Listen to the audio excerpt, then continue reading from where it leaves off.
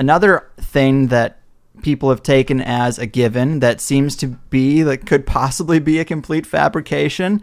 It might be another offshoot of this Mason's plan to just siphon off a bunch of money from the space program, but also siphon a bunch of money from the nuclear weapons program, because it seems like, and this was only brought to my attention through you and your post about it and the footage that you've shown, it seems like at least the test footage that we've seen of a lot of nuclear weapons from back in the day when they're telling our parents to duck and cover under their school desk to protect them from a nuclear blast, and you got the air raid sirens going off. Obviously, our entire culture was completely paralyzed by the idea of nuclear weapons. But when you're looking at the test footage, given back then it might not have looked fake. You know, back then they actually thought King Kong looked real in the movie, or Jaws looked real in the movie, but now we can see it's clearly fake. When you look back at that footage, it's oftentimes, it looks like the scale of, say, a subdivision where you're in an empty lot across the street aiming a camera at a farmhouse on the other side of the street, a lot over, and then the blast hits and the farmhouse just gets destroyed. The house just gets ripped apart. But what happened to the camera? You know, who's filming that? The camera is only a couple 100 feet away from that. And in some videos, man, this is the most compelling, is the blast comes from behind the camera. What the hell is that? The blast comes from behind the camera and the house gets blown away out into the background of the shot. And you're like, what kind of camera in that day and age could survive that blast, but an entire building can't? I mean, it seems way out there. You've changed my mind on a little of this. You've dipped my needle further into the fringe for sure.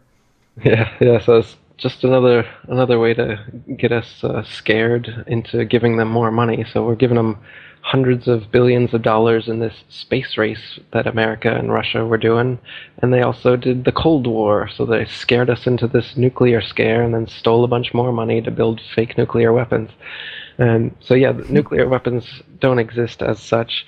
The tests that you've seen, the very early ones like you were talking about, are clearly fake, just done on models.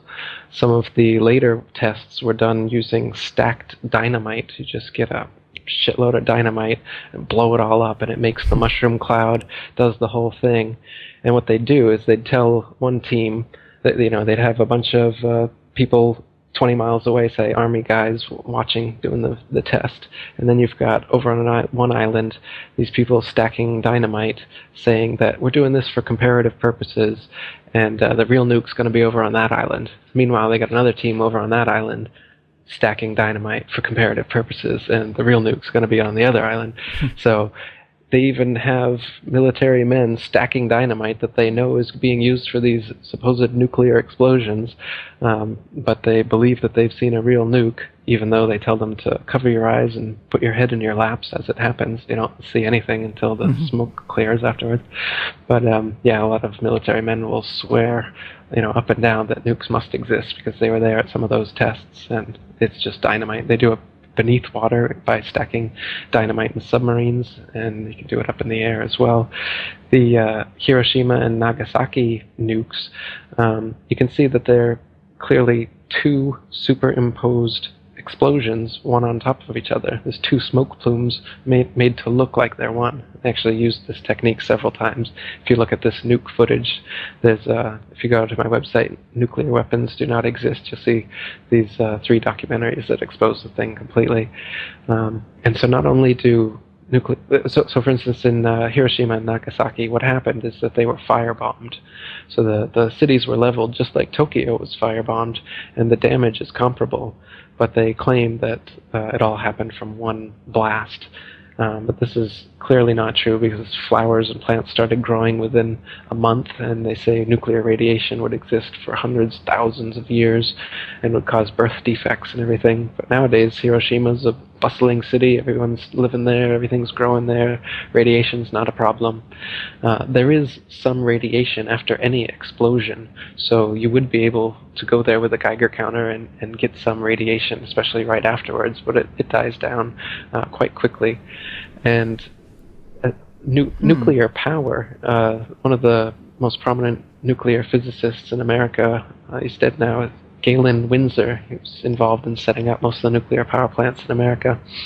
And he went all over America for years giving this lecture about how nuclear power is just the most expensive and effective way to boil water, and they're essentially steam plants, and that's all it is. The nuclear component that supposedly causes all this radioactive waste that needs to be, hazmat dealt with, and they drill holes into bedrock and put the nuclear waste deep under the earth, and they've got all these crazy regulations. He says, when we were first working with nuclear material, uranium, plutonium, we held it in our hands, and if some of it got hot, we'd throw it in the water, and that was it. No problem. He said, I would bathe, I would swim in the pool there that we would throw the radiated metals into, no problem. People thought he was crazy. He started drinking a glass of water from it every day, no problems. And then in his lecture, he started eating radioactive waste. So you can see on YouTube, type in Galen Windsor, and he'll take out a Geiger counter, show you some radioactive material. He'll take it out of a tube, and he'll say, I've just caused an EPA, if the EPA was in here, we'd have to clear out this whole area for half a mile, and people would have to come in with hazmat suits, blah, blah, and then he puts it back in the tube, and there's some left over on his hand. So then he licks his hand, shows the waste on his tongue, swallows it, and says, I've been doing this for years. And so the idea is just another fear campaign. And that's why they get the military involved in all these nuclear power plants and the nuclear weapons. It's to siphon off money, keep us afraid, and keep us playing off one another. Everybody thinks that, Russia and America are enemies, and that the Cold War is real and the space race is real. But it's all just, they're all like WWE. It's like Hulk Hogan and Macho Man. They're all paid by Vince McMahon. They all go out to eat together. If you're high up in politics anywhere, for sure you're part of this brotherhood that controls everything. There's no independent man at the head of any state, and if he was, what's he doing? The only type of government that should exist is a government that doesn't tax or perform violence on its people. So the only kind of candidate I would vote for is someone who's for the abolition of all taxes and legislation other than common law.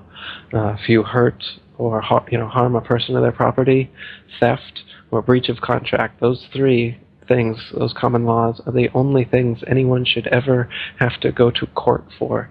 Everything else is a victimless crime, and this is the big system that they get us caught up in. So they've got millions of statutes and acts that supposedly ignorance of the law is no excuse. So if you break any of these millions of legislations, they've got reasons to fine you or kidnap you and put you in jail, or even murder you if you don't pay them up.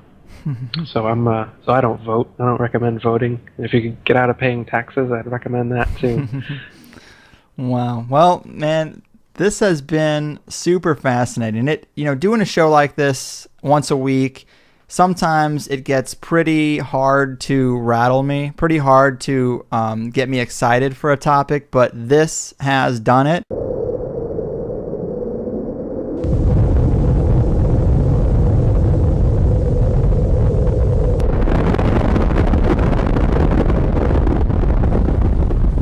Do nuclear bombs exist? Your immediate answer is yes. But how do you know? During the mid-20th century, television and movie watchers were bombarded with imagery of what was purported to be atomic test footage. But what were they really watching? They couldn't rewind a videotape or rescan through a video on their computer. So what option did they have but to accept these images at their face value? Now we have opportunity to scrutinize these images to see if they hold up to analysis. Take a look at these trees. Now what was that? And who turned the camera? They're in awfully straight lines, aren't they? Now this must be a different blast because it's coming from a different direction. Wait, now they've put it back. But those are the same trees we saw in the first clip, aren't they? And now this. First they showed us these trees that they panned left on. Then they show us these trees that look like they should be next to a model train. Notice how straight the rows are. It looks artificial to me. Then they show us these trees again. Where's the forward camera? And then back to these trees again. And then they show us what looks to be a real forest that's been chopped down or torn down. Now take a look at this. It's footage of the first H-bomb test called Ivy Mike. Watch how it changes.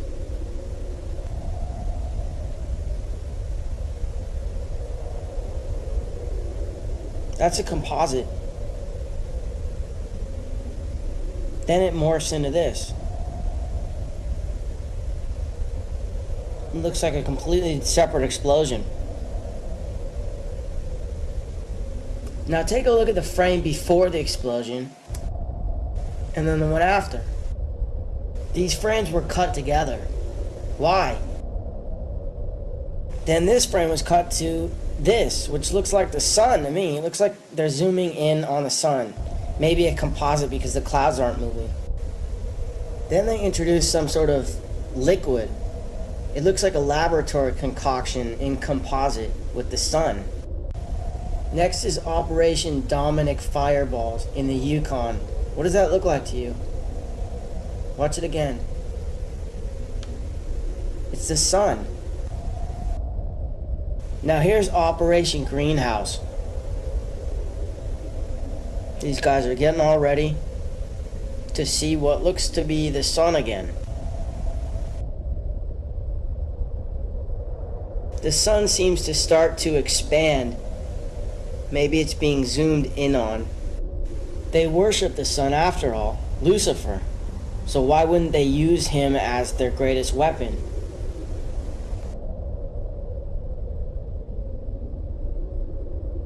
And who headed up the whole program? None other than J. Robert Oppenheimer of the Oppenheimer family, who is reputed to have been the original financiers who got the Rothschilds started in Frankfurt, Germany in the 18th century. He should do his duty, and to impress him, takes on his multi-armed form and says, "Now I am become death, the destroyer of worlds." You're thinking, what about Hiroshima? Is that Hiroshima? Is that Hiroshima?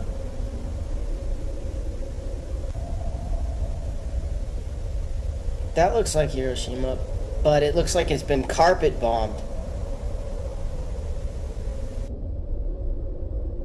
Check out this image of Rotterdam. Was that a nuclear bomb? Now compare it to this image of Hiroshima. Actually, this isn't Hiroshima, it's Tokyo after firebombing in 1945. If you accept that FDR might have had foreknowledge of the bombing at Pearl Harbor, maybe you might want to leave room for the possibility that his propaganda machine might have created the myth of atomic bombs. There's no question that the powers that be have ballistics with tremendous explosive capacity. But this shot, for example, could easily be high-volume dynamite. And what are we looking at here?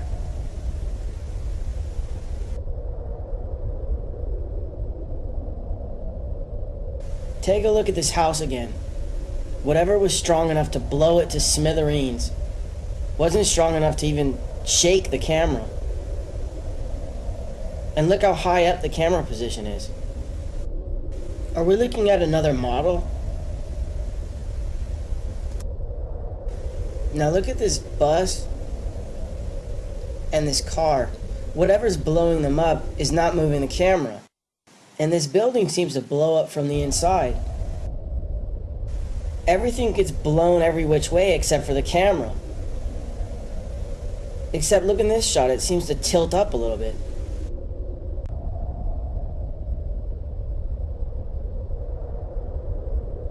Now this is one of my favorites. Watch the two guys behind the glass. Who's filming him? Isn't he being exposed to all that rocket fuel? Anyways, I'm not trying to convince anyone of anything. If you're hell-bent on believing that they can blow up the world at the push of a button, then go ahead. But next time you hear a politician justifying the invasion of a country based on the fact that they supposedly have weapons of mass destruction, realize that they're not only lying about the other country supposedly possessing weapons of mass destruction, they also may be lying about the very existence of weapons of mass destruction. Do North Korea have nukes? Are the Iranians still trying to build a nuclear bomb? Are we perpetually on the brink of thermonuclear war?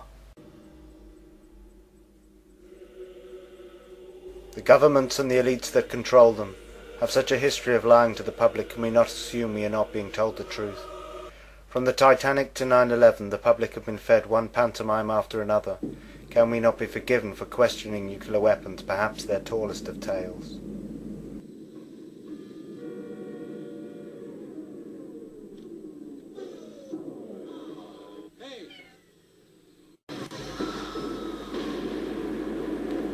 All this time has passed and still no nuclear war. This is excused with the notion of mutually assured destruction, the idea that all supposedly nuclear-armed nations fear their own nuclear destruction too much to try to destroy another, and so we live in perpetual nuclear peace in a world of continuous conventional war.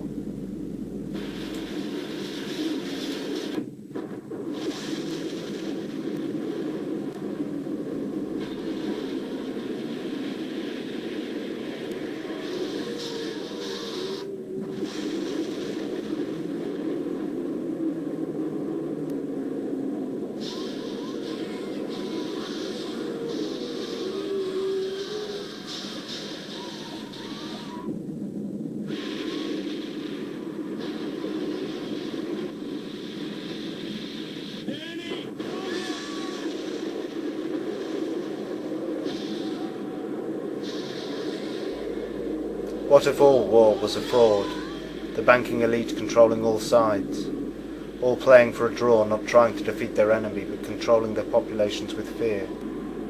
Why not forget the weapons and simulate it all on computers? It's a bluff, John. Call it off. No, it's not a bluff. It's real. Hello, General Barringer. Stephen Falcon. Mr. Falcon, you picked a hell of a day for a visit. General, what you see on these screens up here is a fantasy, a computer-enhanced hallucination. Those blips are not real missiles, they're phantoms. Jack, there's nothing to indicate a simulation at all. Everything's working perfectly. But does it make any sense? Does what make any sense?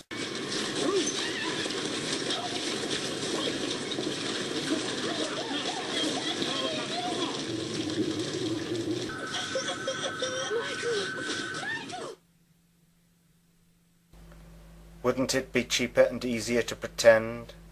Why spend all that money on weapons you know you're never going to use? When convincing your enemy or your public you've got them achieves the same ends.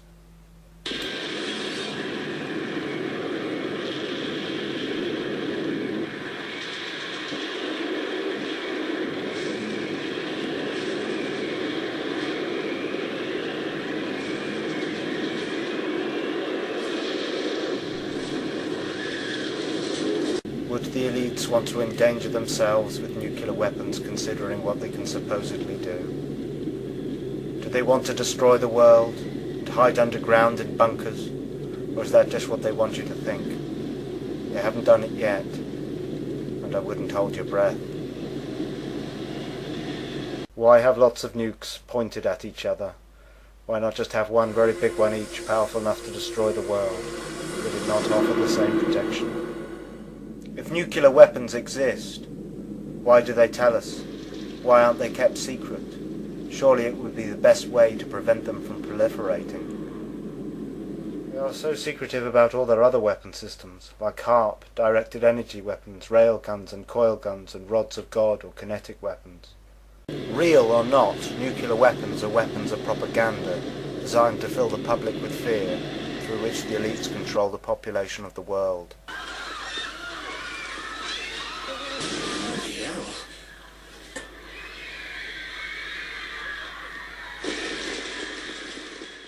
Is this a game, or is it real? What's the difference? Oh, wow. German scientists had split the atom by bombarding uranium with neutrons, which caused instability in the uranium nucleus. During this split, mass was lost and was converted into kinetic energy. They had discovered fission, and with it opened a Pandora's box. If each of those neutrons goes into another uranium nucleus and causes fission, then the first fission has led to more than 2 fissions in the next generation, and you can see that each successive generation has many more neutrons, and this causes an explosive chain reaction. If 2 masses of highly fissionable uranium in the form of a sphere and a plug could be brought together with sufficient speed inside a bomb, an exponentially increasing chain reaction with explosive force would result. It was known that the nucleus of one form of uranium, isotope 235, would split when it absorbed a neutron. When this happened, energy was released and more neutrons were created that struck and split other nuclei. When it happens continuously, it's known as a chain reaction. No one knew at the start how much fissionable material was needed to support an explosive chain reaction. That volume would be known as the critical mass. Another element, only discovered in late 1941 by Berkeley nuclear chemist Glenn Seaborg, also had the properties to explode in a chain reaction. And we immediately saw no one's mind was on anything but how can this be used for war? It gradually became clear. It's quite possible to make an explosion from this. It was this concern that led refugee German physicist Leo Szilard to reveal that possibility to the U.S. government. Together with Albert Einstein and Edward Teller, he composed a letter to President Franklin Roosevelt. It told of a terrible possibility. Germany had the talent and the knowledge to research and develop an atomic weapon. Delivering the letter to Roosevelt on their behalf was economist Alexander Sachs, a friend of Szilard and economic advisor to the president. Let's take a look at this letter. It may become possible to set up a nuclear chain reaction in a large mass of uranium. This new phenomenon would also lead to the construction of bombs, and it is conceivable, though much less certain, that extremely powerful bombs of a new type may thus be constructed. However, such bombs might very well prove to be too heavy for transportation by air. Major General Leslie R. Groves, the man responsible for the Pentagon, was placed in charge of the project. The project was massive, to design and build a device that existed only in theory, from material that didn't exist in any quantity, under unprecedented secrecy. Fermi tackled the first obstacle to the bomb, the question of whether or not a sustained chain reaction could be induced in a uranium reactor. Without the successively doubling power of the chain reaction, a bomb would be an impossibility. Fermi was one of the few scientists who was talented both in theory and in practice. He loved getting his hands dirty. Leo Szilard was the antithesis of Enrico Fermi. Szilard usually slept late. He soaked in the bathtub to get fresh ideas. While in the bathtub, Szilard remained focused on the competition, the German bomb effort. He convinced scientists in the U.S., whose community thrived on openness, to censor their own papers, so that they would not inadvertently help the Germans. This would also facilitate the hoax. The nuclear bomb hoax thrives on secrecy, and in fact, one of its main purposes is to create an apparent need for extreme secrecy within the government and the industrial military complex. One of the main purposes for the creation of the myth of nuclear weapons is the rise of the secret services. Nuclear weapons provide a perfect excuse for governments to keep secrets and tell lies to their populations. As a result of the nuclear weapon myth, the population demand it. Without nuclear weapons, there is little or no justification for keeping secrets and telling lies to the population, or for the organizations charged with that task. But sometimes we forget that security violations can be dangerous business too. If classified information about this test mission fell into enemy hands, the consequences could be disastrous to all of us, individually and collectively as a nation. Security is only common sense. Don't take chances. Avoid loose talk. Safeguard classified information. Report security violations at once. Prompt action may prevent a minor incident from developing into a serious one. Avoid writing about classified material in letters home. Be sure you're secure. Don't be careless. I hate a careless man. As the U.S. bomb effort was taking its first tentative steps, news that the Kaiser Wilhelm Institute in Berlin had begun actively pursuing uranium research rippled through the American scientific community. It would take nothing short of a disaster to move the president to take decisive action, and a disaster was not far off. Pearl Harbor plunged the United States into war. The first self-sustaining chain-reacting pile was successfully operated by Enrico Fermi. Fermi's success brought intense efforts between government and the private sector, creating huge industries for uranium separation in the town of Oak Ridge, Tennessee, and for the production of plutonium in Hanford, Washington. They were trying to demonstrate that the fission process could be harnessed by launching a sustained chain reaction in uranium. They built the first primitive reactor in a squash court beneath the stands of the university's football stadium. The reactor consisted of a pile in which a fission reaction could be initiated and controlled.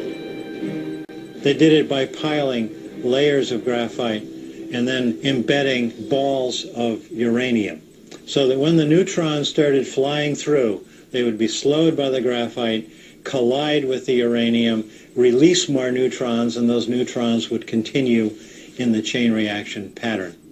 This momentous achievement, only detectable by a Geiger counter, meant that the fission process could be sustained. Nuclear energy could be released in a controlled way, as in a reactor, or perhaps cataclysmically, as in a bomb. This in no way indicates that an explosive chain reaction is achievable.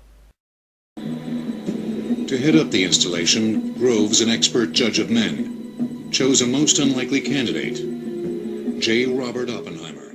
A gifted physics professor, Oppenheimer had a reputation for being temperamental, perhaps not suited to a highly stressful assignment. It was advised that Oppenheimer would be a disaster. People told him that Oppenheimer couldn't run a hot dog stand. Oppenheimer was a fascinating and complicated man. Fundamentally, he seems to have had some of the qualities of an actor. He was different things to different people. Oppenheimer drew luminaries like Enrico Fermi, Hans Bethe, and Edward Teller to the facility, as well as technicians fresh out of college. During the fall of 1942, the theoretical physicists at Los Alamos began the difficult process of trying to determine how much U-235 it would take to make a bomb. And the scientists tell him, well, it could be X amount, but that's plus or minus by a factor of 10. Groves is absolutely staggered. He uses the illustration that, well, you're giving a wedding, and you say it's for 100 people, but maybe 1,000 will turn up, or maybe 10. So how can you make any sort of plans?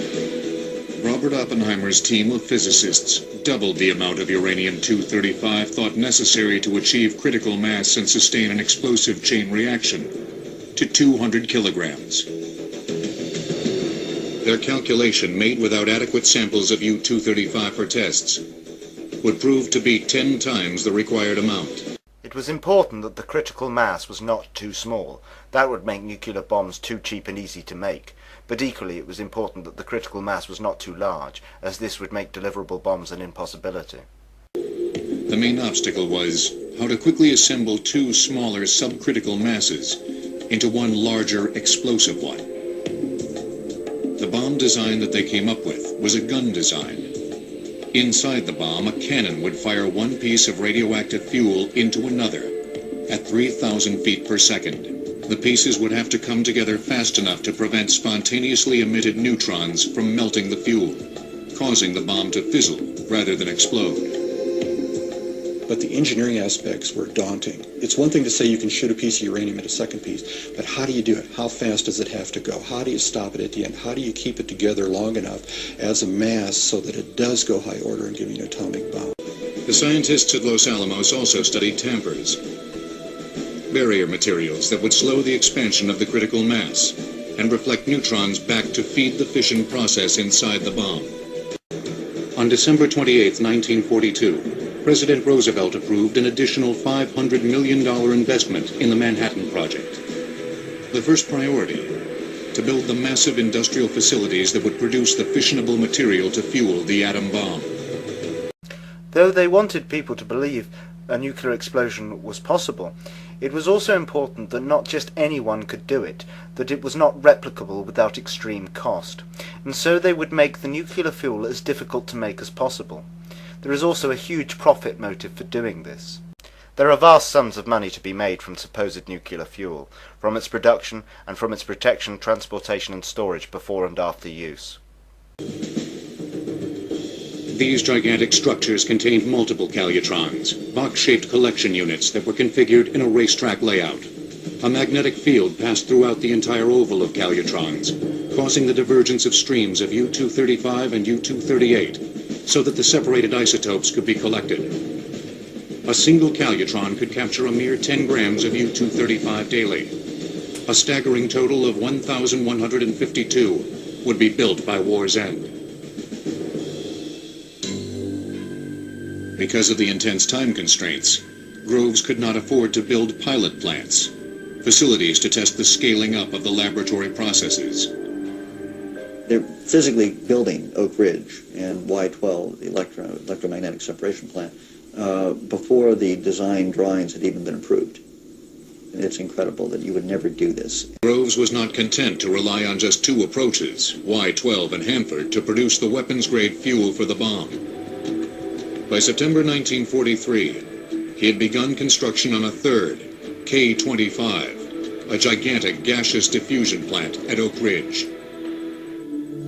In the diffusion process, a gaseous compound, uranium hexafluoride, passes through a cascade of barriers, each one giving a slight enrichment of the lighter isotope U-235. The difficulty lay in finding a barrier that would not be degraded by the very corrosive gas.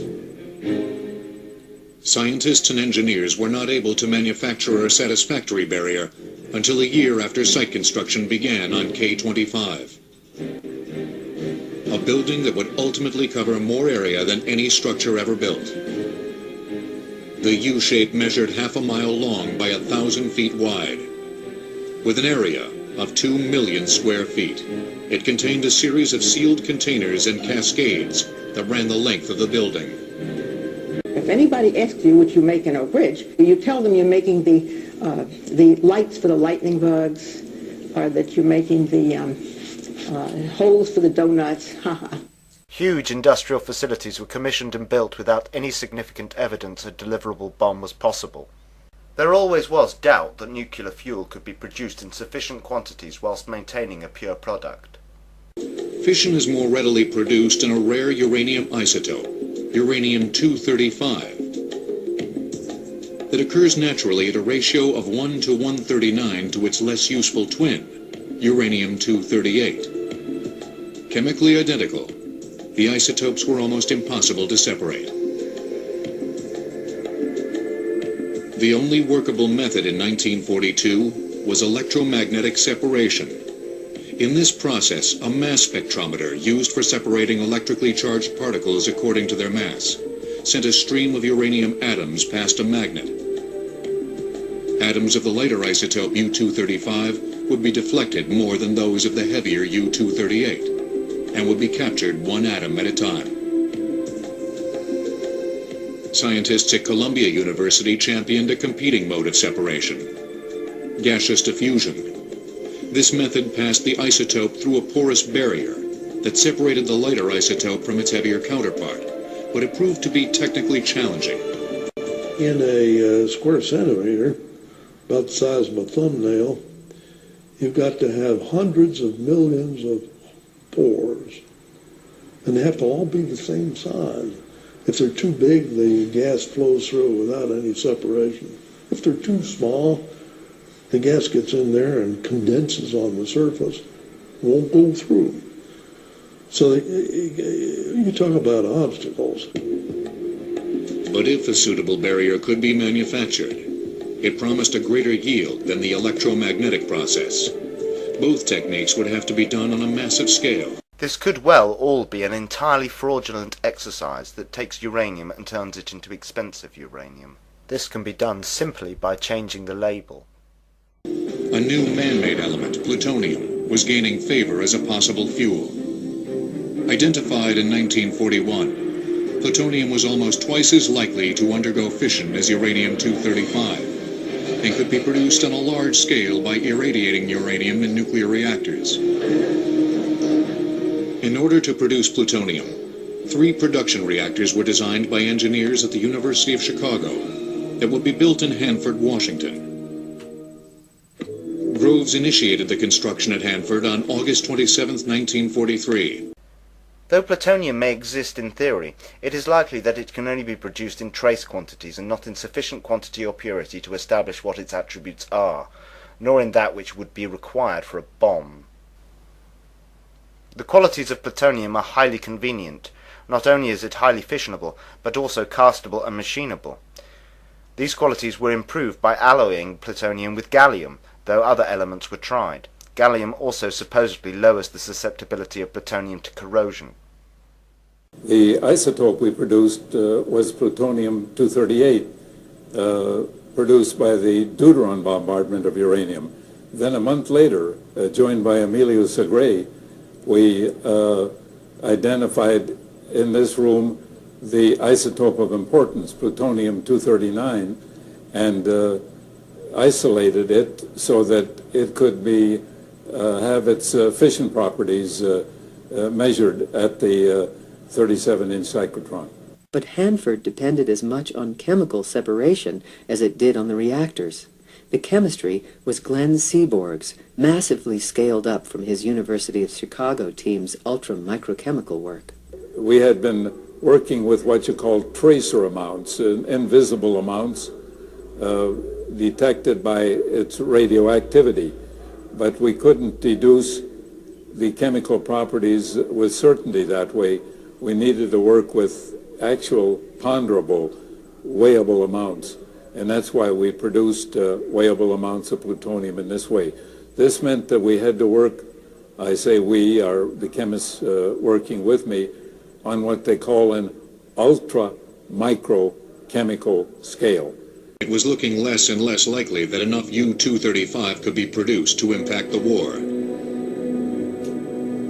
At the same time, the alternative, plutonium, was proving to be equally tricky. Impurities in this new element were leading to increased neutron activity that would cause bombs to pre-detonate, to fizzle before the two halves joined in a critical mass. There are production problems at Oak Ridge. They're not sure they can even make any uranium at that point, uranium-235. And so if they can't use plutonium in a gun, there may in fact not even be an atomic bomb. It's a real crisis. It's at that point that I think Oppenheimer's talent comes to the fore, where he brings in the people, new people in fact, and he reorganizes Los Alamos.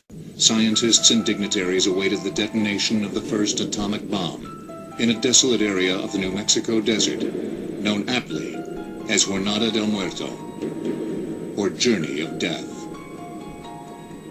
They had taken bets on how much power their creation might unleash, but many wondered whether the weapon would work at all.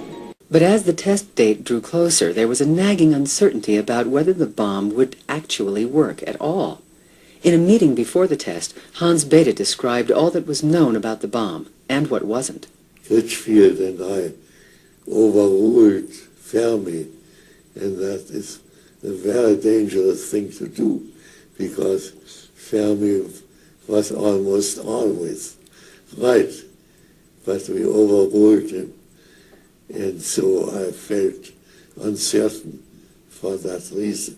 What was thought of during the war was, and very often we kept saying, maybe we'll come across some insuperable physical obstacle which prevents it from working. You can easily imagine those things. For example, a little delay in the emission of fast neutrons after fission. Norman Ramsey bet low. And I bet zero. And I think that was the most intelligent bet of any, because zero included not only zero, but it also included the first 25 generations of neutrons. I mean, this is an exponentially growing thing, so it's probably first 35 generations of neutrons. If it stopped anywhere along there, it would be 0 in the scale that they had. So I had the biggest number of, statistically, the best chance of winning. Very hard to sleep, very hard to get your minds off all the things that might have gone wrong, very hard not to think about the implications. But, you know, I think we were consumed with the job, especially this crucial one, a test fire to see if this whole idea would work. And that was in everyone's mind, I think.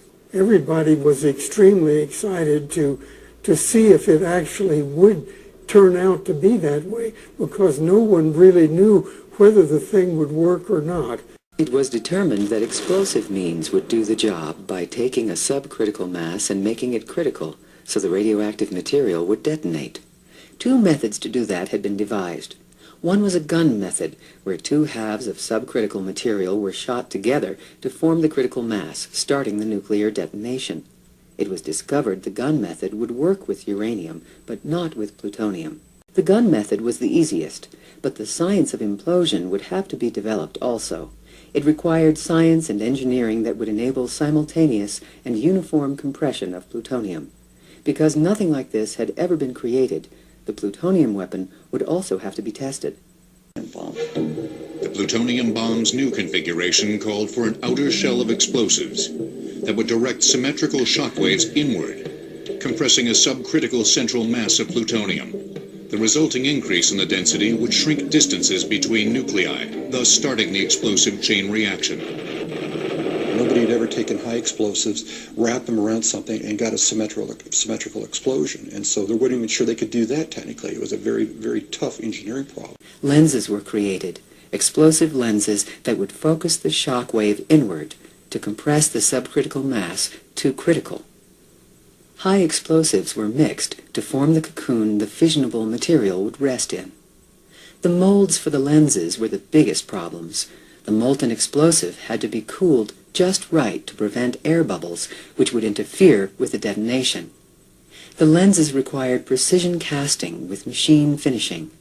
Tolerances for the 100 or so pieces had to fit together within a few thousandths of an inch. Inside the very center of the bomb was an initiator, surrounded by a sphere of plutonium. This sphere was encased within a set of symmetrically located, high-explosive lenses, creating an implosion which forced the plutonium into itself, attaining critical mass. But what if the real test was unsuccessful? The fissionable material might be lost from the detonation of the high explosive surrounding it. The decision was made early on to contain any misfire inside a huge steel vessel. It was 25 feet long, 12 feet in diameter, 14 inches thick, and weighed 214 tons. It was called Jumbo. By the time it was delivered, though, production of the fissionable material had increased, and there was greater confidence in the success of the bomb. Use of Jumbo was canceled. Instead, it was hung from a tower 800 yards from ground zero. They cancelled the use of Jumbo because at this point they had decided to fake it, and use of Jumbo would make the bomb be perceived as undeliverable. Before assembly began, a receipt was signed for the plutonium, value at least several $100 million. At the moment the receipt was signed, the test shifted to military control. Took that plutonium and in turn gave it a shiny bomb casing full of used pinball machine parts. They didn't allow many people, but they did allow me, and I looked with, I had one eye protected. I couldn't look with both eyes, and so I was looking with just one eye. All the scientists were 20 miles away, but most feared a dud, especially since a blank test of the explosives surrounding the core had failed just days before. Sensors showed that they had not fired simultaneously and would not have compressed the core properly. It was really unnerving when the blank shot failed. The normal anxiety that one might have had with a device on which you had worked but had never been tested fully was heightened by the failure of the blank shot. General Groves was lying on the ground in the prone position, facing away from the blast. What he said was going through his mind was, what was he going to do when the timer got to zero and nothing happened? 5, 4, 3, 2, 1.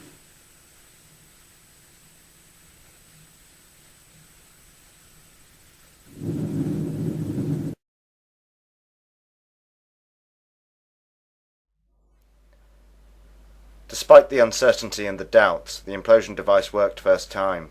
With all the technical difficulty they admit to in making such a device, we do not expect a good few failures before you got it right. Of course, it worked first time because they faked it. As with all subsequent nuclear tests, it was fake.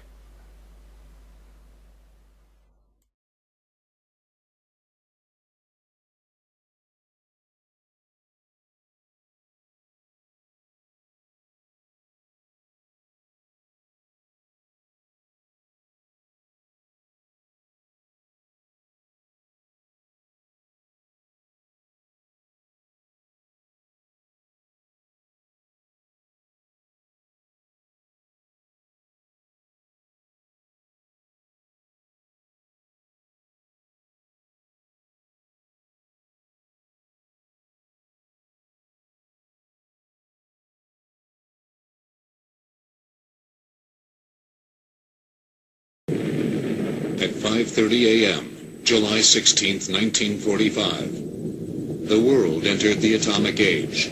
With an intense flash, a sudden wave of heat, followed by a tremendous shock wave. The ball of fire extended 40,000 feet. The bomb packed a punch equivalent to 20,000 tons of TNT, completely vaporizing the steel tower and heating the desert sand into glass for a radius of 800 yards. Later in the morning, Fermi and physicist Herbert Anderson donned white surgical scrubs and rode in 2 lead-lined tanks to ground zero. Fermi's tank broke down after only a mile, and he had to walk back.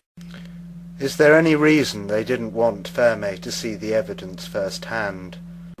With a yield 200 times greater than the 100-ton test, the fireball created a crater nearly 1/2 mile across and fused the desert sand into a green glass still containing traces of radioactivity 50 years later. Radiated dust and debris from the blast, fallout, would fall onto neighboring communities.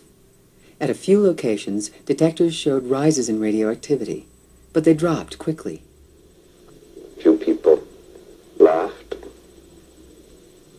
Few people cried. Most people were silent. I remembered the line from the Hindu scripture, the Bhagavad Gita. Vishnu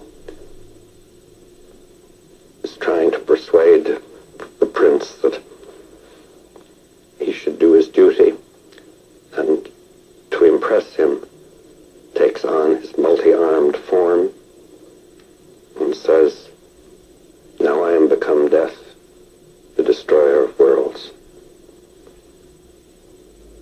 I suppose we all thought that one way or another. The explosions were mostly created using large towers of hundreds of tons of TNT. A short time before the Trinity test, they detonated such a tower of 108 tons of TNT. The Trinity test was probably a larger such tower, of 1,018 tons of TNT. May 1945.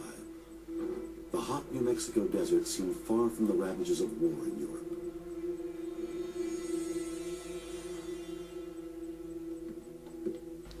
The trick relies on encouraging people to believe a big explosion is a massive one. With eyewitnesses, this is achieved through distance. From a distance, it is difficult to know how big an explosion is. Most will accept it as being as big as they are told it is. It was very big after all. The trick also relies on people's propensity to exaggerate when recalling experience. It would have been the biggest explosion any of them had ever seen, and so they are likely to tell anyone who asked that it was big, in fact very big. They are unlikely to play it down and say, well, it wasn't all that big actually. For many of them it would have been the most interesting thing that had ever happened in their lives, and so they would tend to big it up. In order to accurately calibrate the instrumentation for the test, another test, one using only high explosives, was needed. A dress rehearsal of 100 tons of TNT was planned for. Hundreds of crates of high explosives were stacked on the platform of a 20-foot tower. Tubes of low-level nuclear material were scattered throughout the explosives to simulate the radioactive products of a nuclear blast. Everything was set to a scale to match the expected effects of the nuclear test shot. On May 7th, the high explosive was detonated. The orange fireball was seen 60 miles away.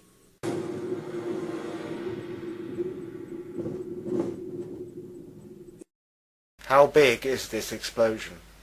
How big you perceive it to be depends very much on how far you think it is away and what you have to compare it to. The myth of the blinding light that supposedly makes nuclear bombs distinct from conventional ones is achieved using floodlighting and possibly mirrors, and possibly through the burning of elements such as magnesium within the explosion itself. It is often illustrated to the public with shots of extreme shadowing, which can easily be created in a studio.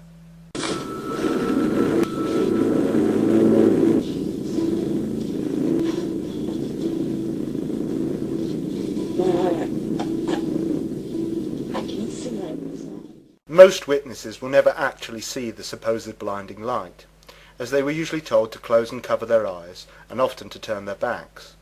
Often the illusion was reinforced with protective goggles and clothing. The footage is generally put together using footage of smaller explosions, without anything in shot to provide size comparison, mixed with footage of the sun, sunsets, and clouds filmed using time-lapse photography.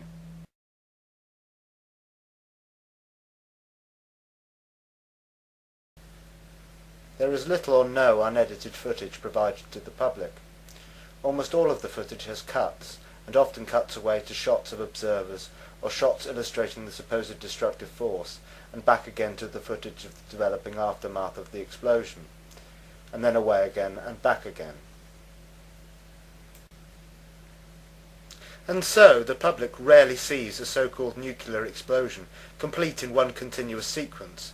Mushroom clouds are not unique to so-called nuclear explosions. The illusion of nuclear weapons was also manufactured with the use of very large conventional bombs, fuel air bombs or thermobaric or vacuum bombs. Up close and from a distance they could easily be mistaken for mythical, much larger so-called nuclear bombs. But it was one unique conventional bomb that was the climax of high explosives in Vietnam. Called Big Blue 82, it was a blockbuster that caused injuries for miles. At 15,000 pounds, a single bomb was the entire cargo for the journey into hostile airspace.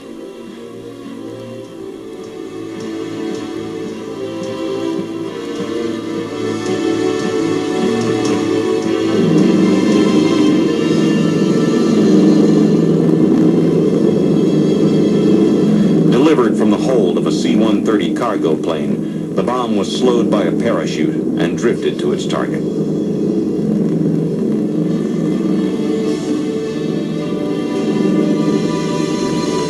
When it exploded, the crater was enormous and the destruction total. You're about to witness the mother of all bombs. The massive Ordnance Air Blast Bomb, or MOAB, 10 tons of H6 explosive. When they were testing it, people actually thought they were testing small-scale nuclear devices. Plus, the psychological effect of the nuclear-style mushroom cloud is undeniable. Good job.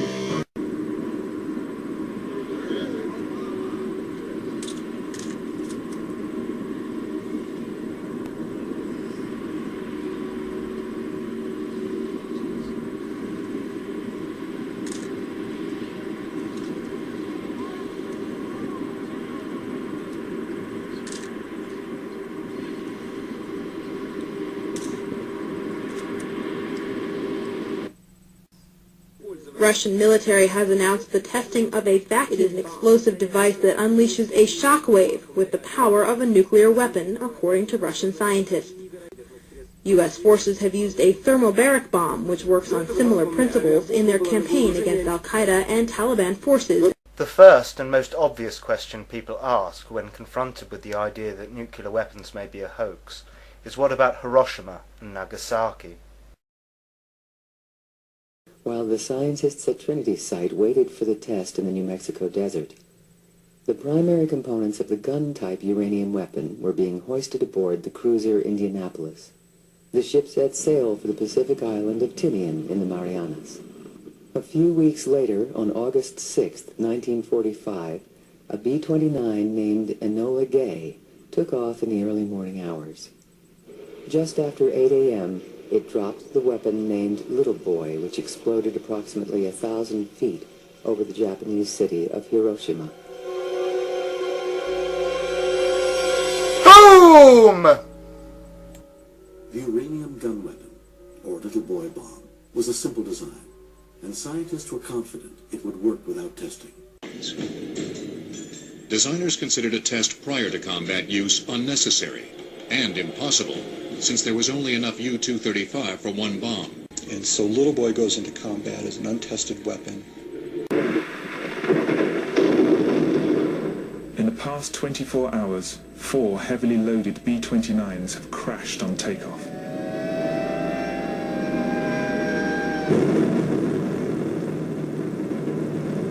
Parsons' greatest nightmare is the catastrophic consequences of a similar crash, this time with a fully armed atomic bomb on board.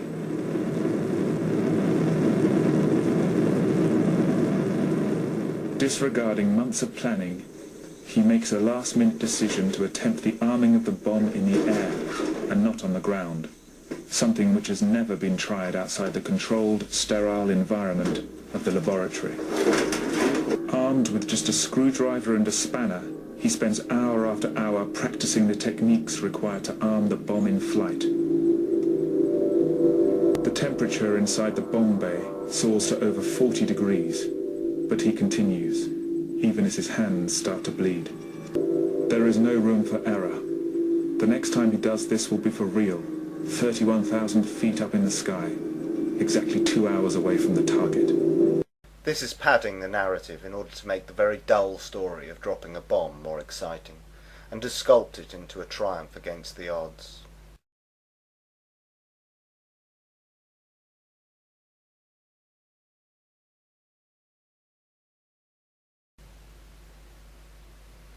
The footage of the mushroom cloud over Hiroshima appears to be 2 plumes of smoke filmed in such a way as to make it look like one larger plume of smoke.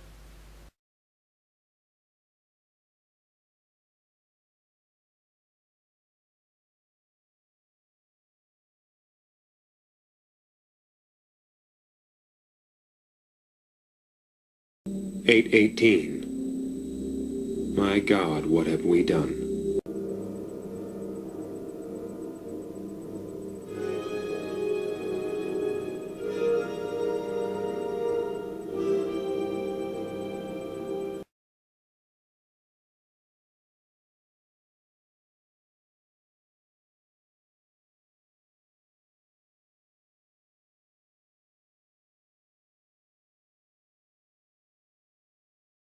The damage to Hiroshima and Nagasaki is not consistent with one single blast. The damage is uniform. Wooden structures have been burned away. More substantial buildings remain, with roofs and other flammable parts burned. It is remarkably similar to the damage caused by conventional firebombing. In Hamburg, Darmstadt, Kassel, and most notably Dresden, firebombing was used in such a way as to create an effect known as a firestorm, where a fire attains such intensity that it creates a central column of rising hot air, inducing strong inward winds which supply oxygen to the fire, which significantly increases combustion. The better comparison to make is with Tokyo, where the construction of buildings was more comparable, and conventional firebombing led to a similar death toll, casualty figures, and damage. Japanese cities consisted mostly of wooden dwellings, and burned easily. Hiroshima and Nagasaki and Tokyo were destroyed by fire. This is not in dispute. It is claimed that in Hiroshima and Nagasaki that a singular atom bomb caused these fires. It is likely that Hiroshima and Nagasaki were firebombed in much the same way as Tokyo, and that the story of Little Boy and Fat Man is entirely fictional. At 8:15 in the morning of August 6, Japanese time, the first atomic bomb hit an enemy target. The bomb was aimed to explode above 0 point, a spot in the city at the junction of the Motoiso and Ota rivers. The bomb was intentionally set to explode well above the 0 point to dissipate its radioactivity. Here is the pictorial record of the result. At 0 point, directly beneath the explosion, The soldier in the scene is pointing at the spot from which all damage to the surrounding area was measured in terms of distance from the center of the blast. Within a mile of 0 point, the devastation speaks for itself. But in these very ruins, Army cameramen have found and filmed pictorial evidence that tells in twisted steel and stone the effect of death-dealing atomic power. For example, this was the site of the main Japanese military headquarters. There were approximately 20,000 Japanese military personnel stationed here. They are among the missing. A lone concrete smokestack indicates where a bustling factory once stood. Reinforced concrete buildings seem to have withstood the explosion fairly well, the damage varying with their distance from 0 point. Within an area of a mile to a mile and a half, this type of building was the only type to withstand complete demolition and destruction. Here's a building that was actually knocked sidewise, giving you an idea of the force of the blast. The direction of the blast is graphically told by the slant of this parapet, a concrete wall. Etched in the stone base of what was the Russo-Japanese War Memorial are telltale lines, atomic handwriting for all to read. Another signpost of the direction and force of the explosion is blasted in the polished granite base of this statue. The light surface indicates the angle of the blast, 2/10 of a mile from 0 point. Many of the shattered windows pointed like skeleton fingers the direction of the atomic wind of death. On one side, blown in. On the other, blown out, with atomic tornado force. Inside, the flash burns on the chairs give eloquent testimony on the heat of the blast a mile from 0 point, which singed the mohair upholstery like a blowtorch. Hiroshima City Hall, which stood at an angle of 45 degrees to the direction of the explosion, had its doors and windows blown in, but suffered much less damage than buildings squarely in the path of the blast. The windows and doors offer mute evidence of the way the blast swept into the structures. The destructive circle within a mile from 0 point had a few notable exceptions, mainly reinforced concrete.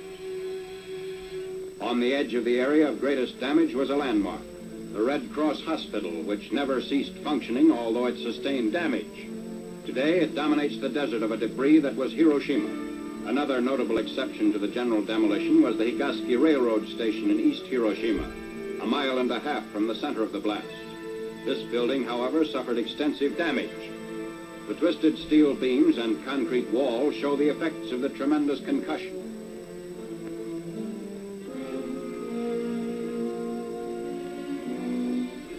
What's left of the Commercial Museum, within 2/10 of a mile of 0 point, also gives indication of the tremendous push of the explosion. The downward force of the blast turned the roof of the Commercial Museum into a reservoir. Amazingly enough, bridges did not suffer too badly at Hiroshima. This steel rail bridge, 1 mile from 0 point, had the side toward the explosion virtually blasted by flying particles, which removed almost all the paint. But the side away from the explosion did not need a new paint job. Roads in the area fared better than buildings or bridges. Shortly after the fires died down, traffic was resumed. Today, these highways through the ruins are again in use. Beside our military traffic trudge the survivors of vanished Hiroshima, the first city in history to be atom-bombed into oblivion. It would be easy to ensure the bomber crews responsible for the firebombing of Hiroshima and Nagasaki didn't survive the war. And it would be easy to convince people to lie, with bribes and with the idea that it is a noble lie that would bring an end to the war.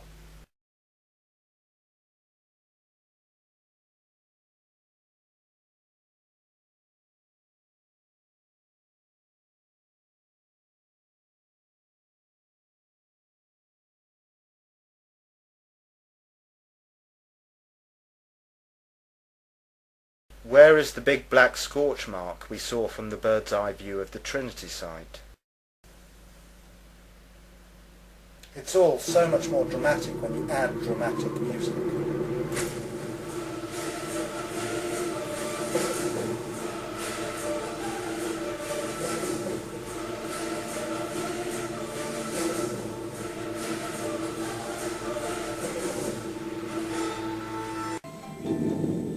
Although Trinity had been a success, questions remained about Fat Man.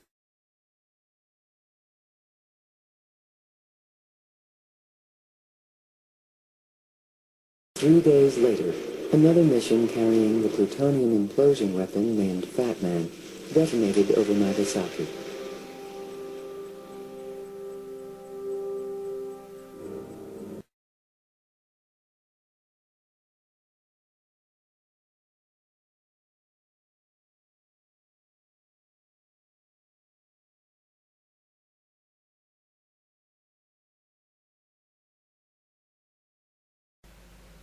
Cue the dramatic music.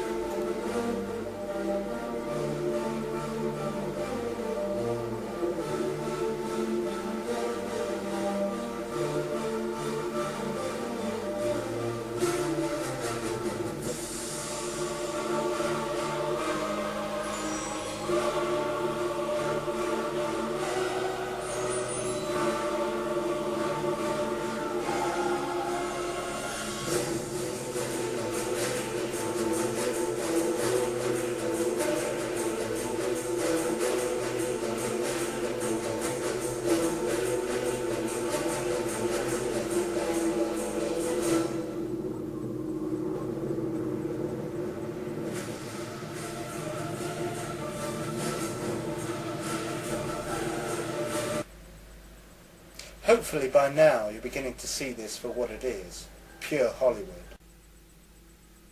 The uranium gun weapon, or little boy bomb, was detonated over Hiroshima at an altitude of 1,800 feet, the height to achieve maximum blast effect. 3 days later, the Fat Man implosion bomb was detonated over Nagasaki.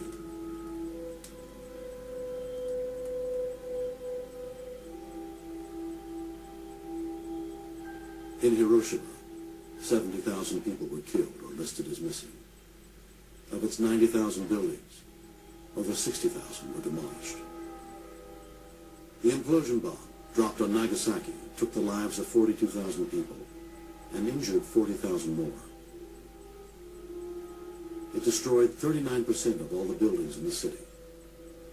With a yield of 20 kilotons, similar to that of Trinity, this weapon would be considered a nominal atomic bomb and provide a blueprint for all future nuclear weapons. These skulls in the foreground are very illustrative.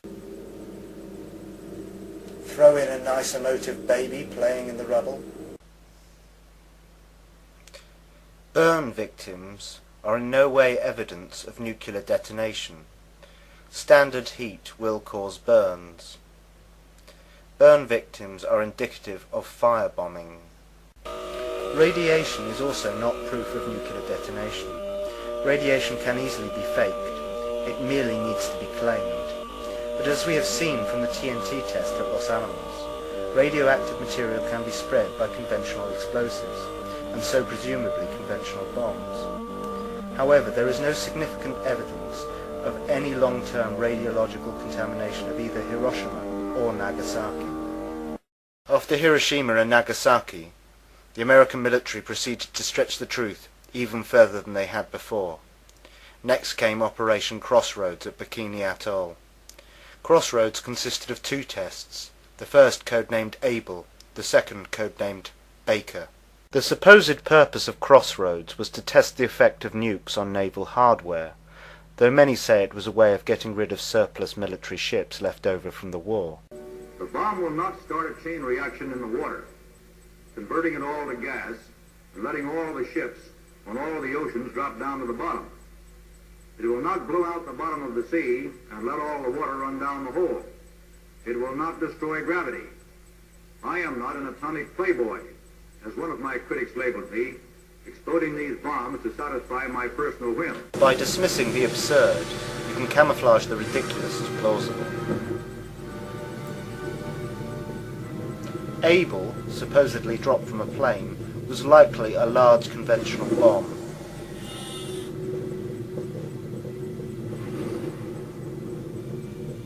The bomb missed its intended target by nearly 800 yards.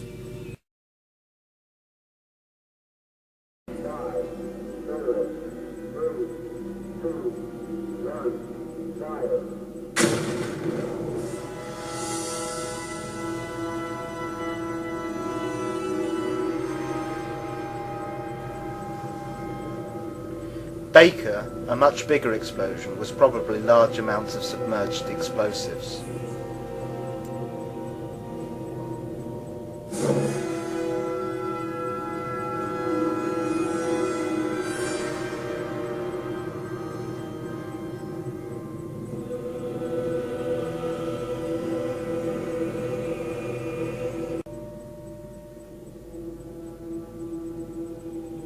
Soon enough the Soviets would begin to build their own fake nuclear bombs.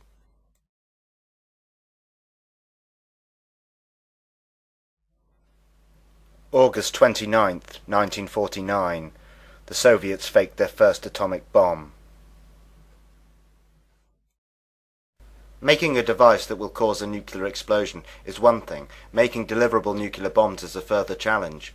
Mass manufacturing these devices so that they can be stockpiled, ready for use as and when needed, brings with it further difficulty. It is not denied that nuclear weapons have a lifespan. This is good for the industry, as the need for periodical replacement generates ongoing revenue. 2 years after Crossroads, authority was given by President Truman to proceed with Operation Sandstone.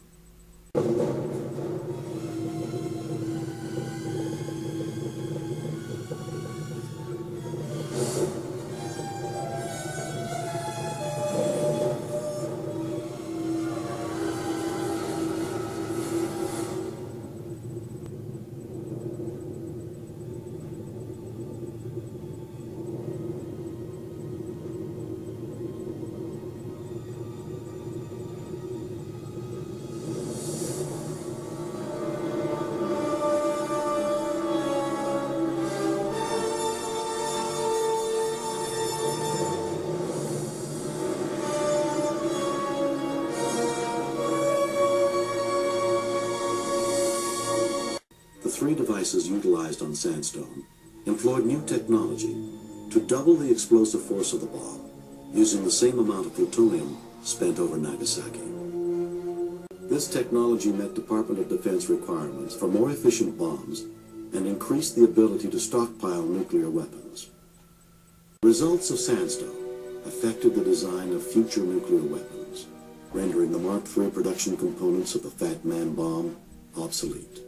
The Mark IV and Mark V designs brought improved performance and lighter weight to nuclear weapons.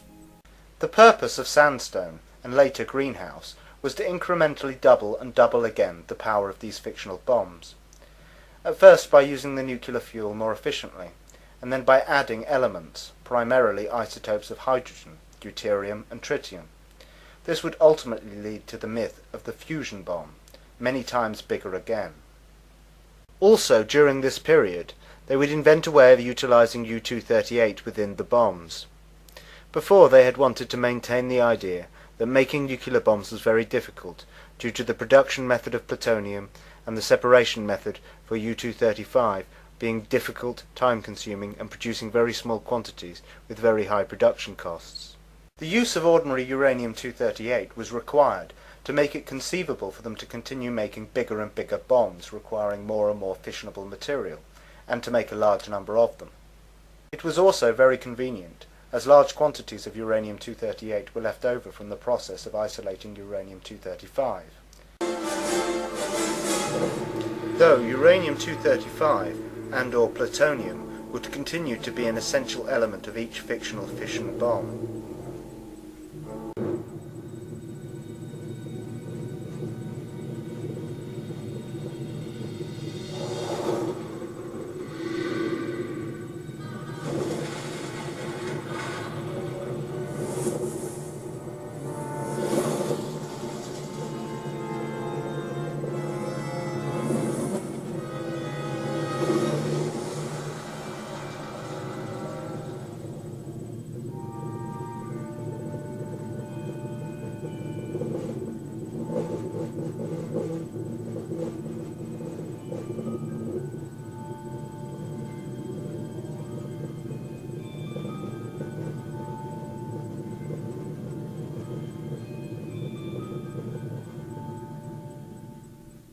A fourth test on Operation Greenhouse was the item test, about a 45.5 kiloton test in which tritium was burned in the very center of the nuclear explosion. And this process of putting tritium at the very center of the nuclear weapon is called boosting.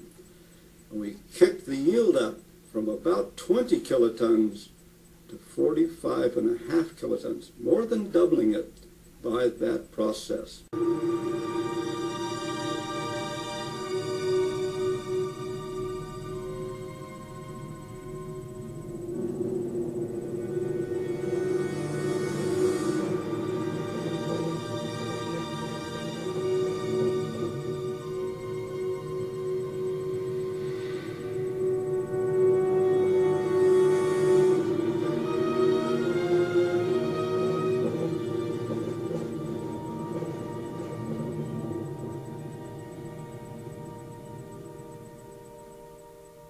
Another of the events on Greenhouse was the George event.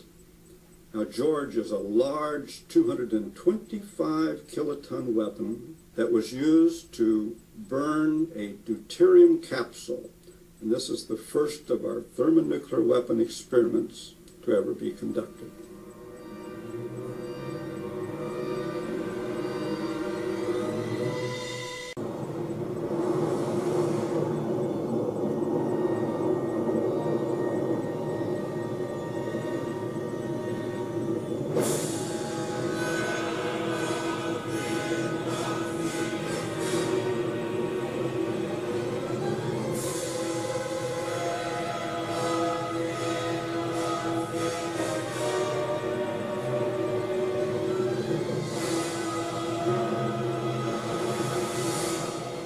October 3rd, 1952. The British faked their first atom bomb. It was supposedly detonated inside the hull of a frigate, 8 feet 10 inches below the waterline. It was likely just a frigate filled with large quantities of explosives. Dr. Penny gives the order for the weapon to be fired at 8 o'clock next morning. One scientist remains to arm the firing circuit.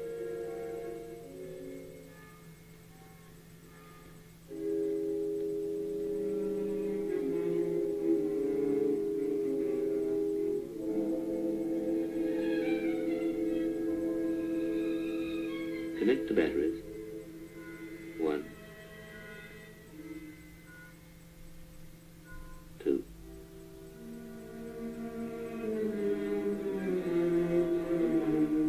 Next, the switches. 1, 2, 3. Now the key. Turning the circuit into position to fire. That's it. The weapon is ready to explode at the touch of control headquarters on an island some miles away. But it can't be fired before this man gets there, since he carries a safety link, and without that link the firing circuit is still open.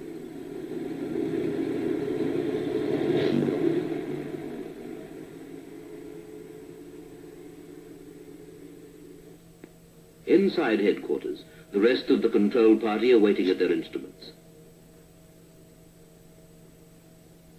In the half-light of the control room, the safety link is delivered to the controller. The final process of firing can now be set in train. Time bracket open. Fox George, this is How 1. Pass your message, over. Hello, How 1, this is Fox George. Phase pattern completed. Over. Understand. Phase Saturn completed. Out. Right. You can put the safety key in now. Safety link in. Circuit complete. Can we have the all-ready signals, please? Mr. Abercrombie, please. Thank you.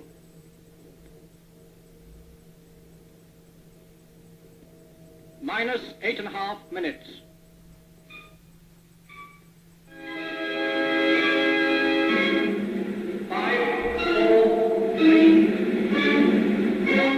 Now.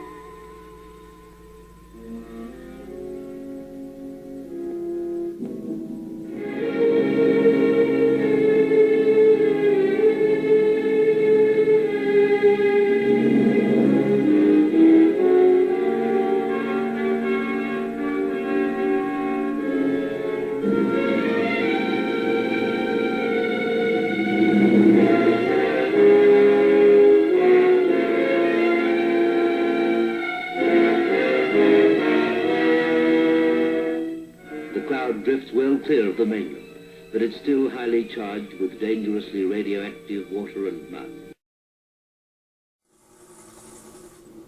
Situated on the Zero Island was the cab, or building, which housed the device. The Mike device was known as a wet bomb because it used liquid hydrogen isotopes to create the thermonuclear reaction. This made the device very large, weighing some 62 tons, and impractical to use as a deliverable weapon. A plywood tube ran from the Zero Island across the causeways to a detection station on the farthest island, a distance of nearly 2 miles.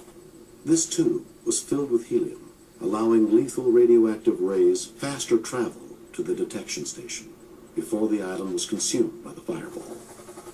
A two-story, 82-ton steel cylinder containing a concentric series of thermos bottles, which housed the super-chilled liquid deuterium, the hydrogen fuel, as well as raw uranium, tritium, Teller's plutonium spark plug, lead baffles, gold leaf reflectors, an ablative polyethylene lining, and, sitting at the very top of the assembly, a Nagasaki-style fission bomb to get it all going. The mechanism, along with its support and refrigeration gear, required a hangar-sized building called a shot cab to house it. The pipes leading off to the right were for observation purposes. They would carry the initial bomb light down a 2-mile wooden tunnel to sensors on a neighboring island. Cruiser Estes ordered the capacitors of the fission primary to simultaneously discharge into 92 detonators. The resulting shock waves raced through the high explosive shell, converging on and compressing the plutonium sphere into a supercritical metallic fluid, and crushing the tiny initiator at its core, releasing a few dozen neutrons to start the chain reaction. Million-degree X-rays outran the blast wave by milliseconds, racing down the radiation channels to immolate the interior plastic lining and send it crashing inward toward the plutonium spark plug suspended within the now superheating liquid deuterium. Pressure from the fissioning spark plug touched off a fusion reaction in the tritium at its core. The expanding shockwave met the inwardly rushing radiation to further compress the deuterium. Hydrogen atoms began to fuse, momentarily creating every element that had ever existed in the universe, and a couple more besides. A few millionths of a second after receiving its orders from the Estes, Mike had burst free of its thermos bottle and was heading for the upper stratosphere.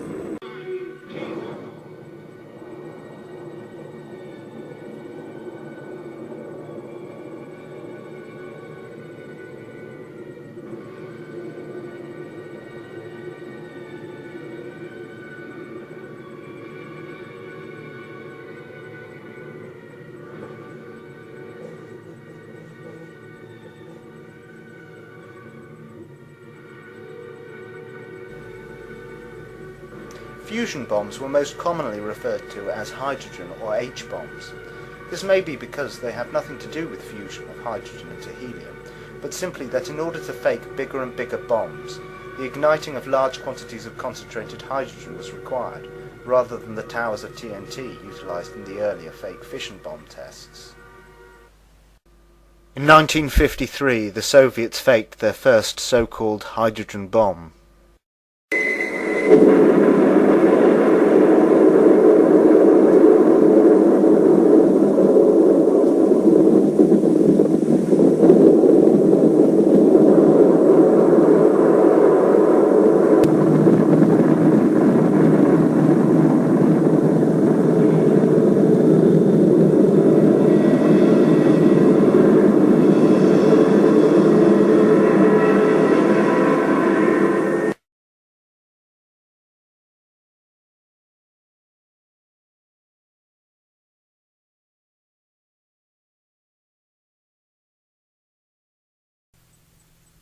In the spring of 1953, the Atomic Energy Commission and the Department of Defense conducted 11 nuclear weapon tests in Nevada under the code name Upshot Knothole.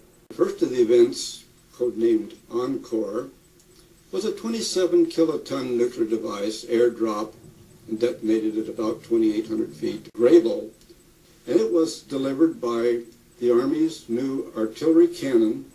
A 280-millimeter projectile was fired and detonated over about the same blast area with a yield of about 15 kilotons at an altitude of about 500 feet. As well as making their fictional bombs progressively more powerful, they would also push the idea that at the same time these fictional bombs can be progressively shrunk. They have gone as far as convincing the public that they can be fitted into a suitcase, and that you can fit up to 10 of them on the end of an intercontinental ballistic missile.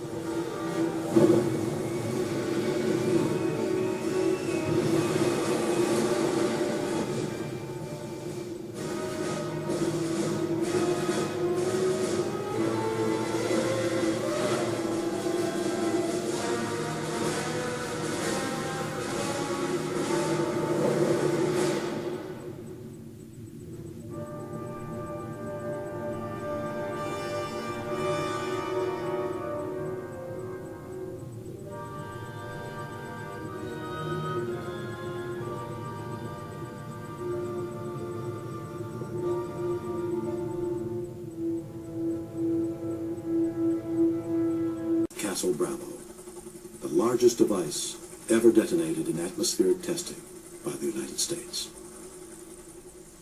Bravo was a hydrogen bomb using solid thermonuclear fuel, confirming the designs of Edward Teller and Stan Ulam, and paving the way to producing aircraft-deliverable hydrogen bombs and more effective weapons. Castle Bravo was supposedly a smaller device than IU-9, though more powerful, though the building it was housed in was of a similar size.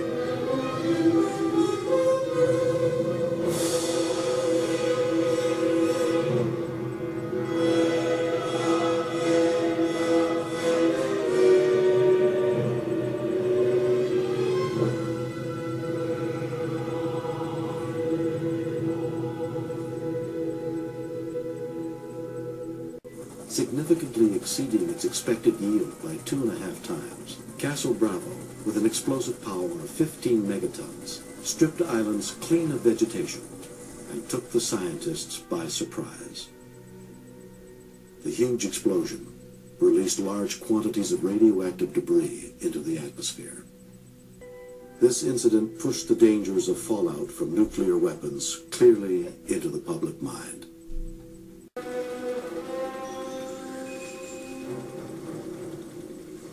Almost 9 years had passed since the cancellation of the deep underwater test on Operation Crossroads. That test was finally conducted as Operation Wigwam.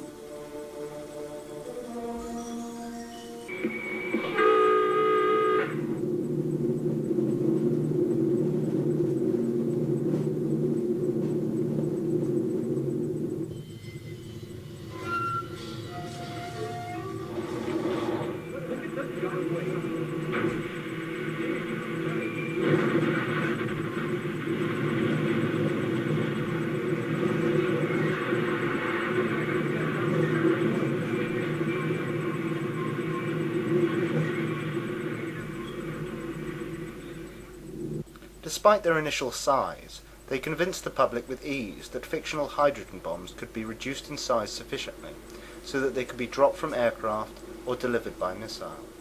Operation Red Wing was conducted in the Pacific, primarily to test high-yield thermonuclear devices. Cherokee event would be the first delivery by U.S. aircraft of a thermonuclear weapon. This weapon would detonate with a yield of 3.5 megatons, almost 200 times the power of the Trinity device.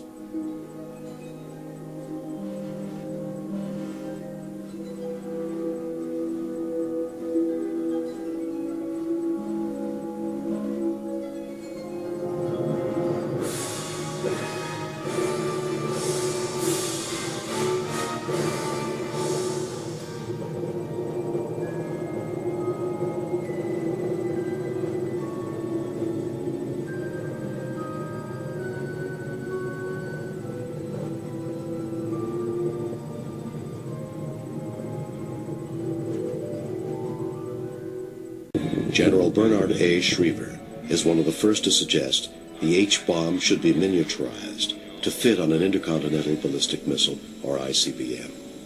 In the fall of 1957, with test moratoriums looming on the horizon, 24 nuclear tests were conducted in the Nevada desert under the code name Operation Plum Bob.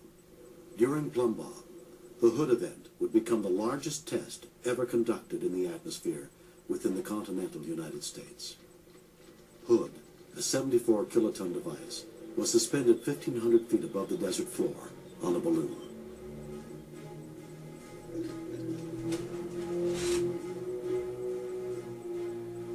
While new weapon designs continue to be tested, the Department of Defense used the series to accelerate military training in nuclear warfare, while continuing its study of the effects from nuclear explosions. Much of the nuclear testing was designed in such a way as to expose as many military personnel to the hoax as possible, so that they would perpetuate the myth by word of mouth, and so that as many people as possible would have an uncle or some other relative who was involved, and so would likely consider nuclear weapons a reality.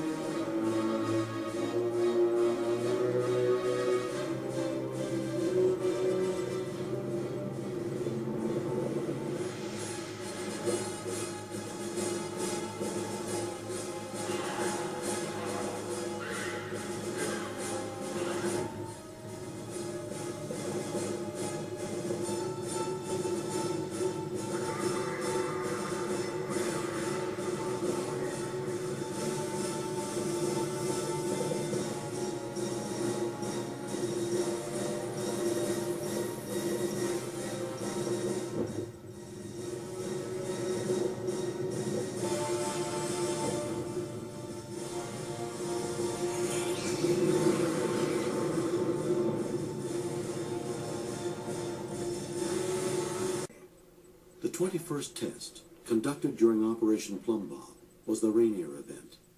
This was the first fully contained underground nuclear weapon detonation conducted by the United States.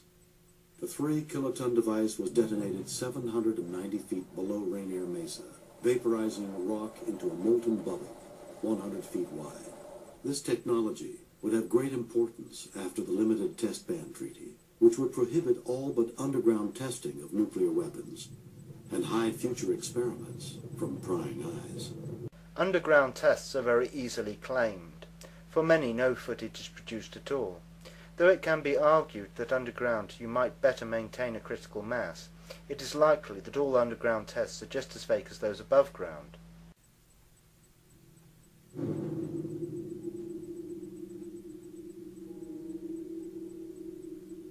During Operation Hardtack, the United States detonated 35 nuclear devices, as many as had been fired in all prior Pacific tests. By now, nuclear weapon tests were perceived in large part as saber-rattling, increasing the international tensions that could lead to all-out nuclear war.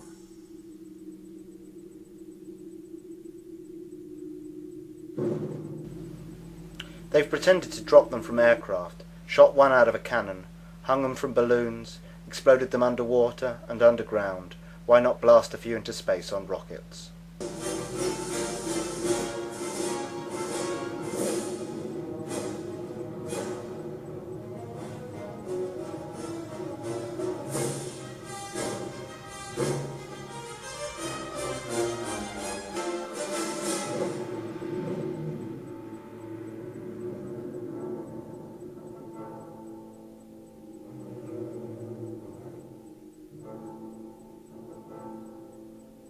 Teak, with a yield of 3.8 megatons, detonated nearly 50 miles above the surface of the Earth. The detonation created a violent magnetic disturbance in the atmosphere known as EMP, or electromagnetic pulse. This phenomena silenced radio transmissions for nearly 8 hours and damaged electrical circuits from Hawaii to New Zealand.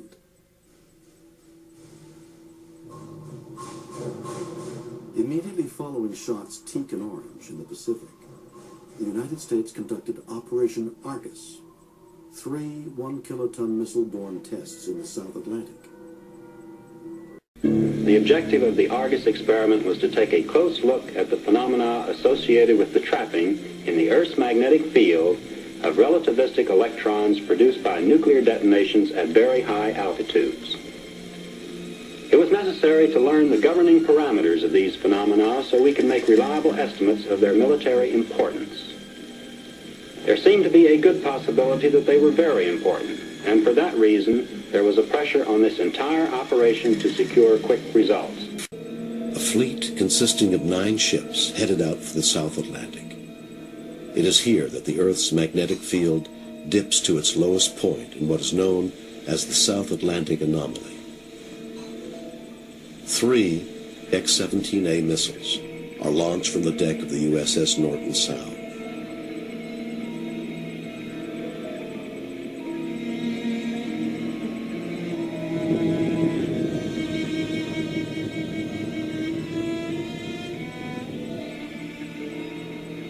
The missile's 1-kiloton warhead detonates at an altitude of 300 miles. As Christophilus had predicted, charged particles from the detonation travel along the lines of the Earth's magnetic field, temporarily creating a new belt of high-intensity radiation. For one of the most significant findings of Argus is that the detonation of a nuclear device in the ionosphere could create selective blackouts of radio communications. Cactus event. This is a little 18-kiloton device that produced a crater about 137 feet across and 37 feet deep. Many years later, 1980, all of the fission debris and radioactive material on Inuitak Atoll was gathered up and dumped into the cactus crater, and then a concrete dome was placed over the crater to keep and to stabilize the radioactive material that had been contained in it. They swept all the radioactive material under a dome-shaped concrete carpet. By November of 1958, the United States, Great Britain, and the Soviet Union begin test ban negotiations in Geneva. With the exception of 3 French tests in the Sahara, the world is spared the rumble of atomic blasts for the next 34 months. At Regan, deep in the Sahara, France goes forward with the detonation of her first atomic bomb, defying a United Nations resolution, the heated protests of Japan and most of Africa's newly independent nations, and the disapproval of both America and the Soviet. Since the autumn of 1958, Britain, the United States, and Russia have voluntarily suspended nuclear tests, and for 15 months have been trying to reach agreement on a formula to ban all atomic weapons development. Now, France presses forward with this first in a series of firings to force her way into the exclusive nuclear club. This first blast is on a level with bombs exploded over Hiroshima and Nagasaki in World War II.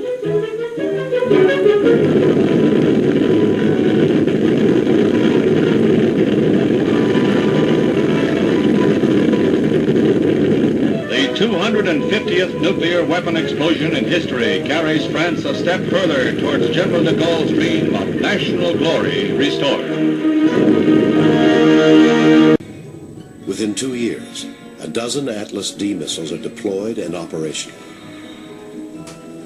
The first hardened squadron of Atlas launchers are turned over to the Strategic Air Command in August 1960. The missiles are deployed within blast-protected structures called coffin launchers.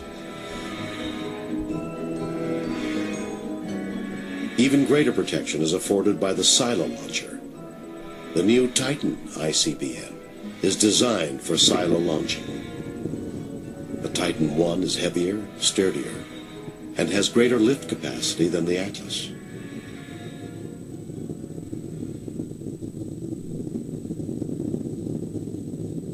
While the early models of the Titan I are armed with a 3.8 megaton warhead, the Titan II would become the largest ICBM the United States would ever deploy. By the end of 1961, Atlas squadrons expand to a total of 57 operational missiles. Uncertainty over the potential glut of Soviet ICBMs presses upon military planners.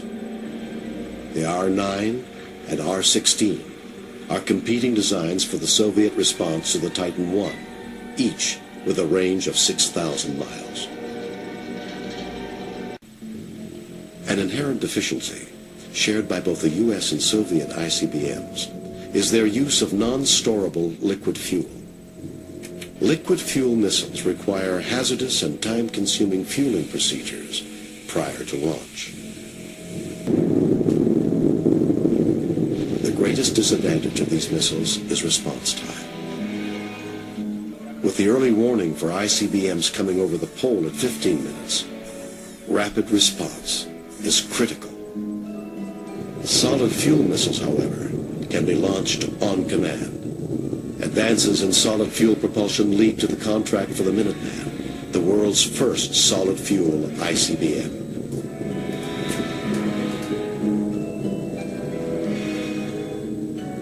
Holding a temporary advantage in numbers of strategic missiles, the United States has reason to remain vigilant when it comes to Soviet nuclear weapons expertise.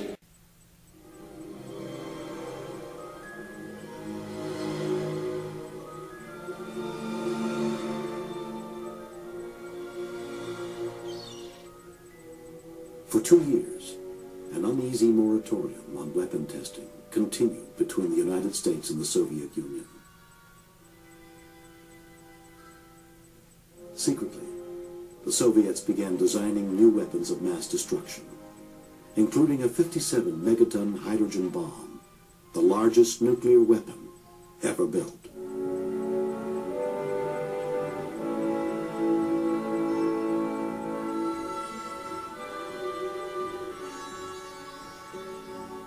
This monster bomb was a scaled-down version of a 100 megaton design and was aircraft deliverable.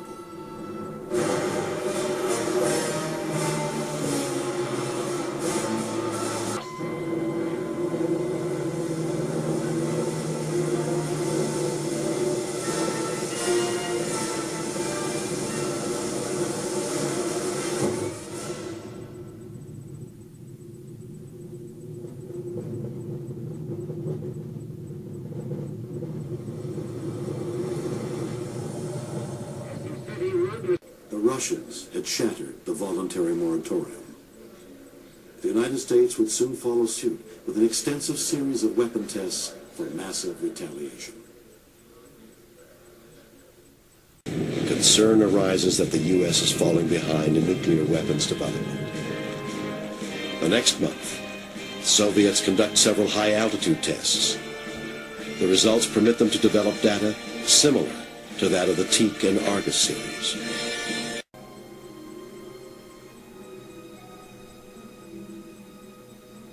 Tensions mounted as nearly 100 nuclear tests were conducted between the Nevada test site and the Pacific Ocean under the code names Nougat, Storax, and Dominic.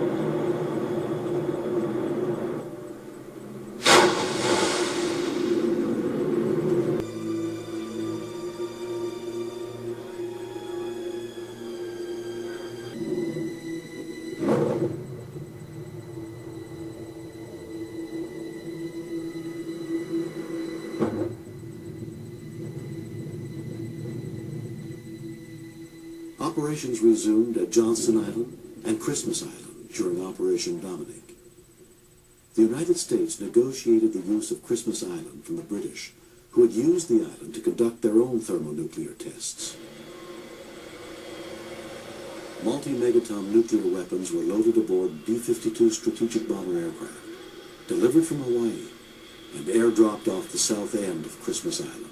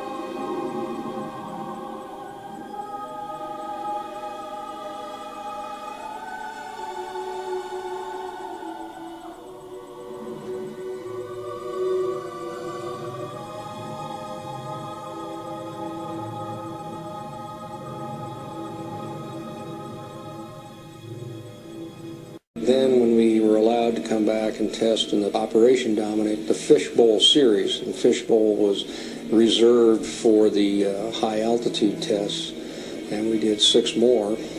Most of the experiments were related to communications degradation, high altitude EMP, and radar blackout, and radar jitter, radar scattering. Starfish Prime, the first test in the Fishbowl series, lifts off from Johnston Island atop a Thor missile.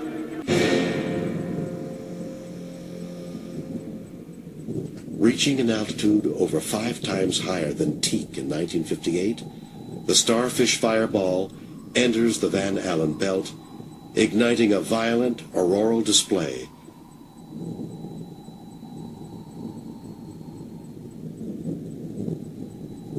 The bomb's electromagnetic pulse effect is pronounced in Hawaii, causing blown fuses and radar blackouts throughout the Hawaiian Islands. A shower of highly charged radiation spreads rapidly into the regions of near space frequently traveled by Earth's artificial satellites.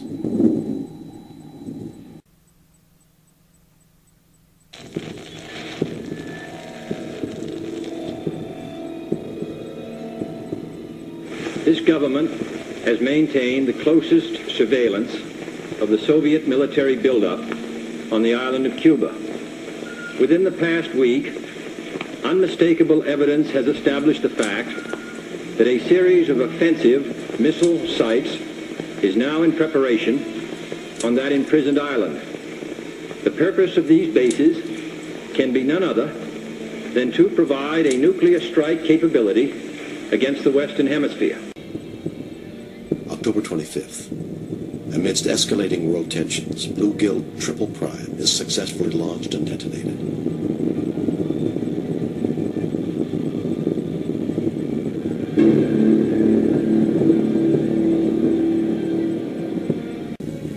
On the 28th, at the height of the crisis, the Soviets conduct a high-altitude nuclear test requiring the launching of 3 ballistic missiles. November 1st, White House struggles to verify that Soviet missiles in Cuba have in fact been disabled. Despite this destabilizing factor, both the U.S. and the Soviets conduct high-altitude nuclear tests on the same day. 5, 4, 3, 2, 1, 0.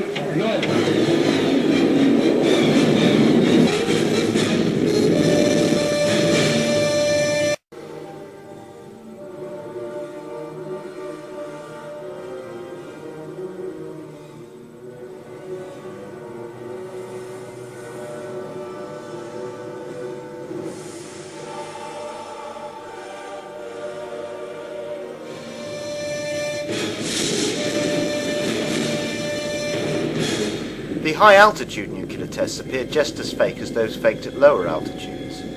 Some appear to be achieved by dropping packets of powder onto a hard surface that explode on impact. Following Tightrope, the final atmospheric test by the United States, negotiations begin for the Test Ban Treaty of 1963. In 1963, we entered the Limited Test Ban Treaty that prohibits any atmospheric testing. Prohibitions of nuclear testing, moratoriums, talks and treaties, reinforce the supposed threat and allows the power structure to pose as rational peacemakers, and allows for the demonization of those who supposedly don't adhere, and also helps prevent lesser countries from faking their own nuclear weapons.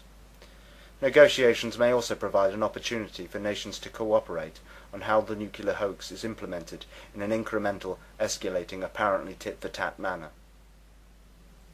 For the USSR and the United States, there ceased to be any need for continuing to fake nuclear tests once the nuclear myth had been well established. However, they would both continue to fake nuclear tests and to expand their fictional nuclear arsenals in a contrived game of one-upmanship. Periodical bilateral talks would help to convince the world that each side was continuing to arm itself ever more and provide a plausible explanation for why it never led to nuclear war. The potential for a functioning Soviet ABM poses new challenges to ICBM warhead design. The outcome of this research is the cluster warhead.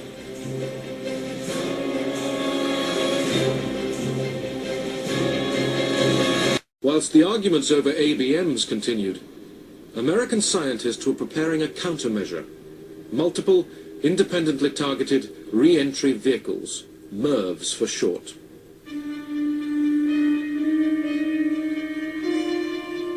One single missile could now carry 10 separate warheads, each capable of destroying a city. Once you got into the MIRV era, the problem of strategic defense became infinitely more complicated, infinitely more expensive, because you had to devise ways of going after a multiplicity of warheads and all kinds of junk. Over the next 10 years, the Soviet ICBM force would grow to near 1,500 fictional nuclear-tipped missiles. By comparison, the US force rose to over 1,000 ICBMs, with over twice as many fictional warheads.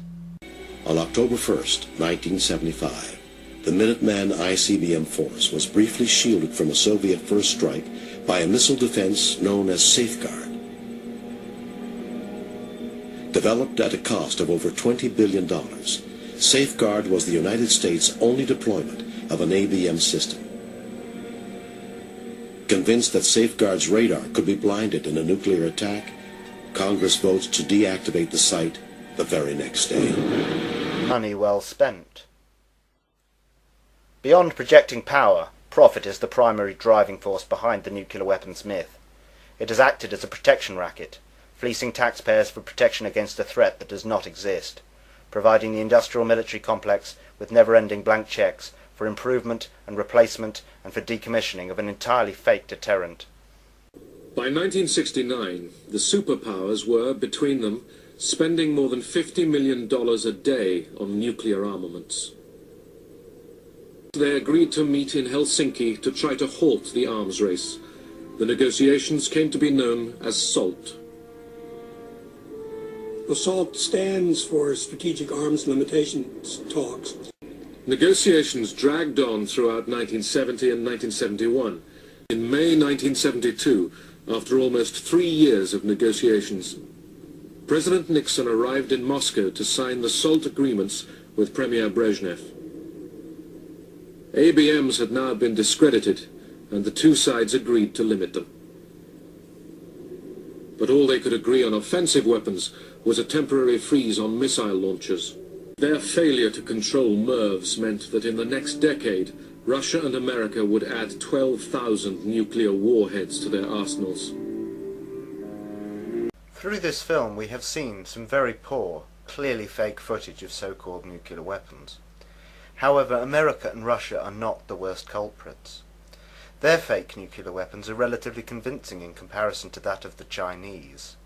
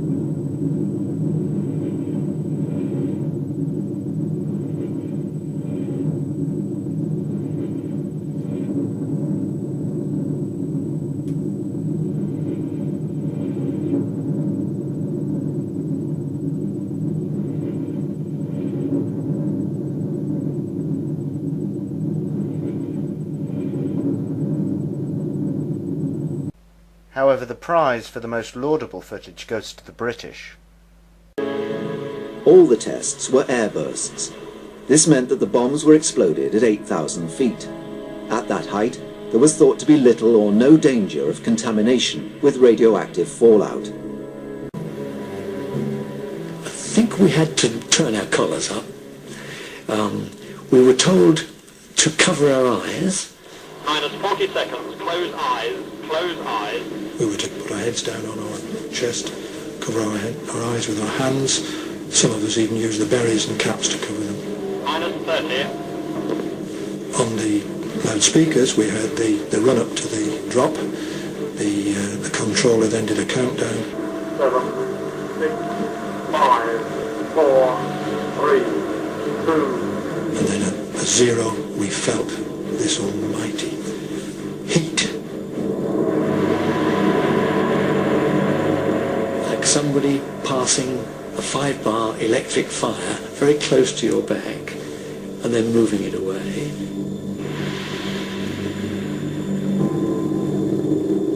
It was so unexpected and so eerie in a way because there's no sound whatsoever. There's just this brilliant flash.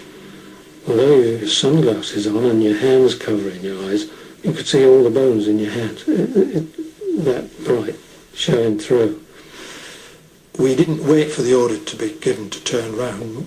We just turned round and we saw this fantastic orange-black flame mass just rising in the sky, and it was enormous. It was pure inferno. We'd seen others, but this was the biggest we'd seen. It was almost beautiful. In fact, I think it would be described as being beautiful. And it rose very rapidly in the air. We were about 20 miles away, I think, and we got a really magnificent view of this thing. Unfortunately, the gurus forgot to admit or tell us about the blast. I think one was aware of a steadily enlarging ripple in the sky. This must have been something to do with the blast, but of course it didn't ever occur to us that this is what it was until afterwards.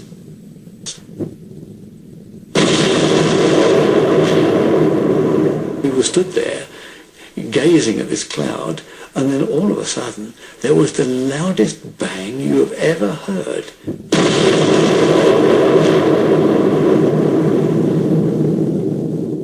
And then there was a sort of stunned silence. Gosh, that was loud type of thing.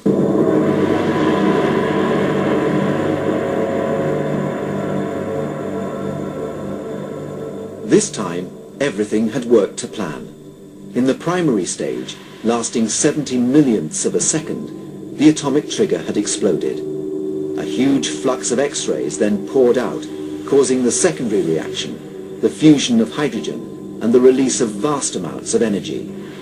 Within a second, the bomb had erupted into the morning sky as a fireball more than a mile across. At last, this was the successful H-bomb test that the government had craved. On the 18th of May 1974, the Indians faked their first nuclear bomb. It was an underground test and could easily be achieved using large amounts of regular explosives.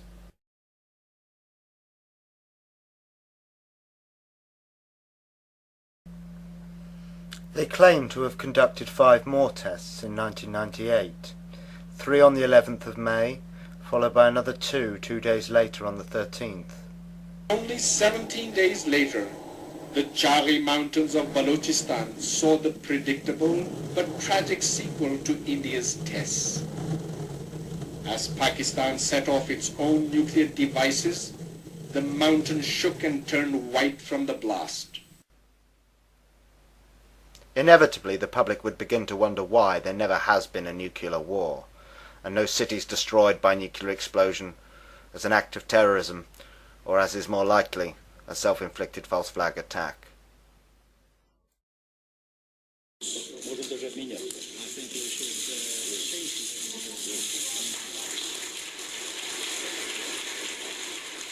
Ronald Reagan and Mikhail Gorbachev signed a far-reaching agreement. For the first time, an entire category of nuclear weapons was to be abolished.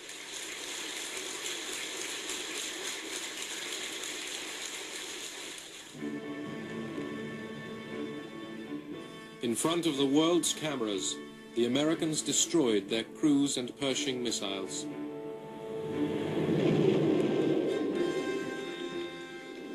The Soviets dismantled their SS-20s. In another milestone in reducing Cold War tension, inspection teams from both sides supervised the destruction.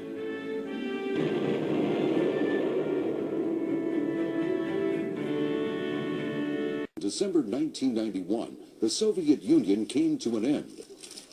And in that year, the so-called Cold War between Moscow and Washington that began at the end of World War II underwent a historic transformation with the START Treaty. For the first time in history, the two superpowers agreed that year to significantly reduce nuclear weapons that could reach each other's soil. START, or the Strategic Arms Reduction Treaty, was signed on July 31st, 1991. Under its terms, both nations agreed to each have no more than 6,000 deployed nuclear warheads and only 1,600 delivery vehicles. Just as easily as they manufactured the hoax, they will dismantle it again. The Americans and the Russians have both in their START treaty agreed to destroy a third of their fictional nuclear arsenals.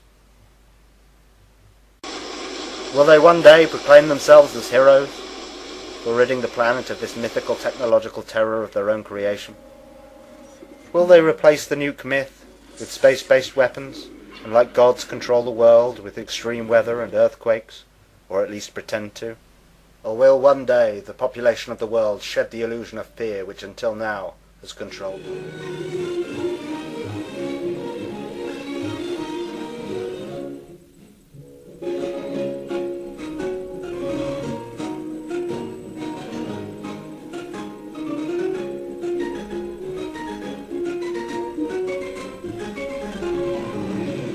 I'm Galen Windsor, and I thought I'd share a few hands-on practical things that have to do with this nuclear scare scam.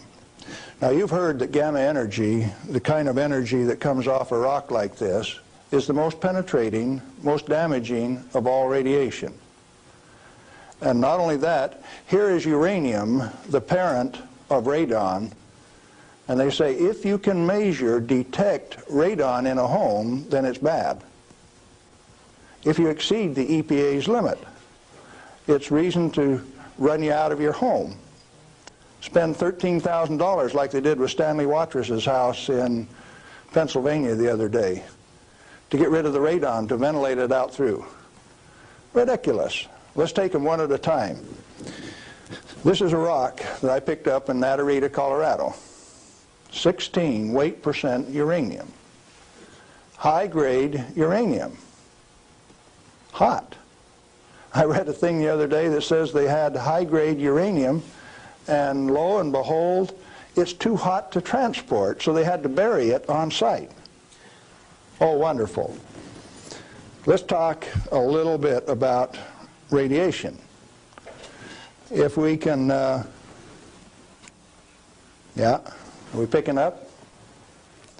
If you put the probe right there, the meter goes off scale, and you can hear it, all right? Hot. Radiation, gamma radiation, is the most penetrating of all radiation. Oh, is it? All it's got between the rock and the probe is my hand. Doesn't count so pretty much, does it? What if I put the rock behind me?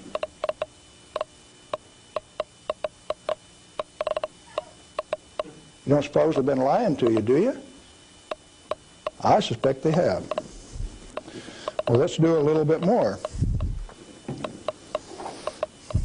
I got a black bottle. Good stuff comes in white bottle. A bottle of no-dose.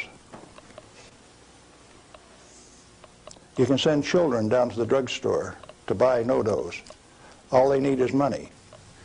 In this are 660 white caffeine pellets. In this one is uranium oxide, U3O8. You can't buy it for love nor money.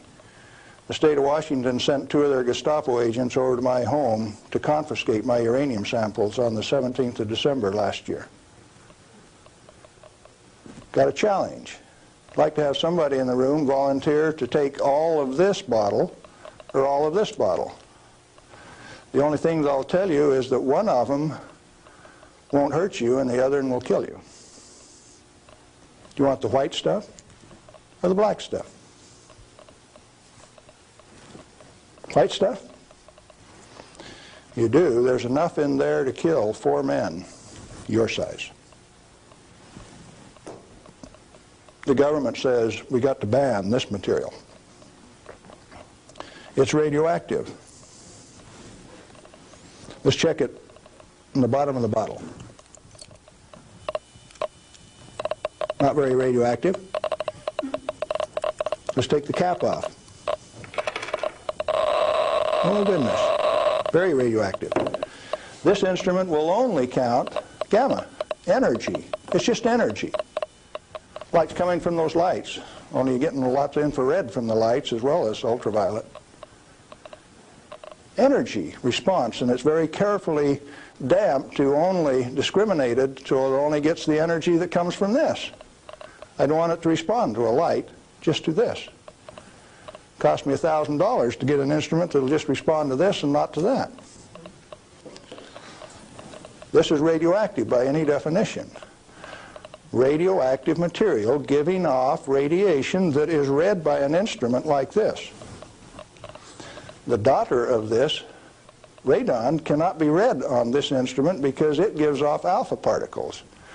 An alpha particle is a dye-positive particle that comes from the nucleus. It has 2 protons and 2 neutrons, therefore an atomic weight of 4, and it's minus 2 electrons. And if you grab it with a high ionization potential counter, it'll count. But if it travels 2 inches in air or through a piece of paper, it picks up 2 electrons, 2 beta particles, if you will, and becomes helium gas, and it won't count on an ionization chamber. Did you know that this thing right here is giving off helium gas? Alpha comes from uranium. Okay, radioactive material. You pour it out in the hand, and that's radioactive contamination. Is it radioactive? Yeah, it is. Very radioactive. Now, decontamination is nothing but scooping it back up and putting it into the bottle. I just now decontaminated my hand. No, I didn't do such a good job. Not good at all. Is it still radioactive? Yeah, that's called residual radioactivity. Now, under the decontamination rules of the government, when you decontaminate somebody like this that's that contaminated, and this is certainly a reportable incident under current DOE regulations, when you decontaminate him, it has to go down a controlled drain so that you don't disperse radioactivity. Do I qualify as a controlled drain?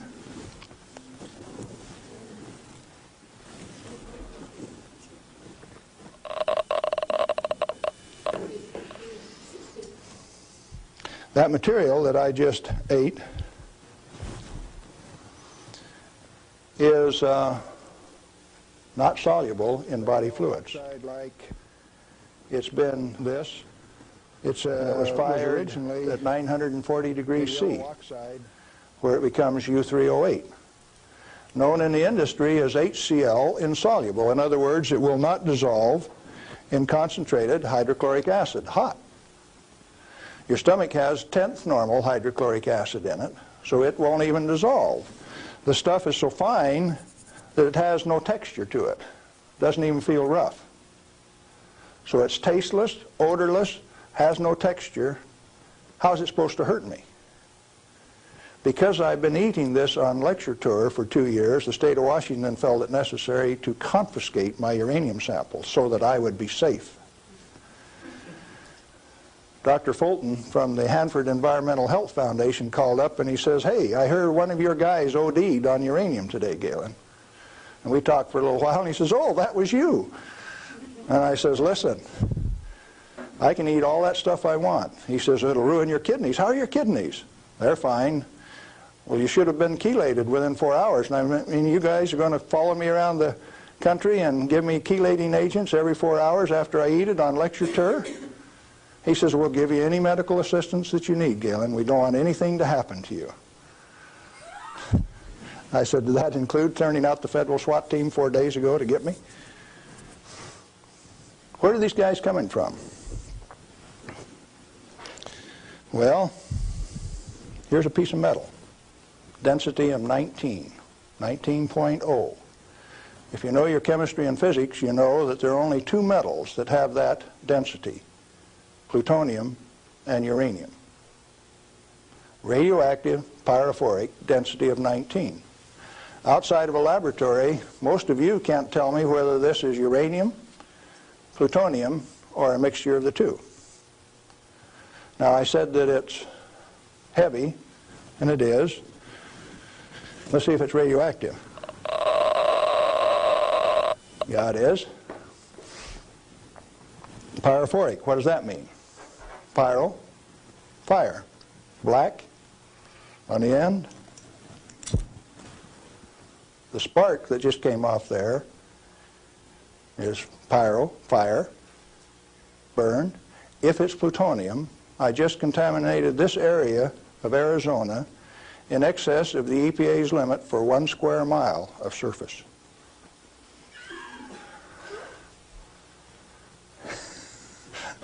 Somebody laughed. It's serious. The end of progress altogether says that I just contaminated you in excess of the limit for 1 square mile. It's now silver on the end. Tomorrow it'll be black because it self-oxidizes, this black color like this, all by itself. Plutonium does that and uranium does that. Is it hazardous?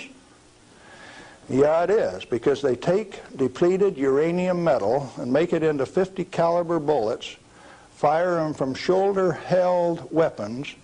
In 1976, they obsoleted tank warfare with these things because it only takes one dog face with one weapon to knock out a 65-ton tank.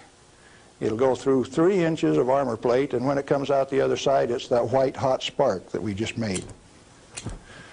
And the 5 men in that tank are dead, because it'll burn all of the oxygen out of the air and burn their flesh.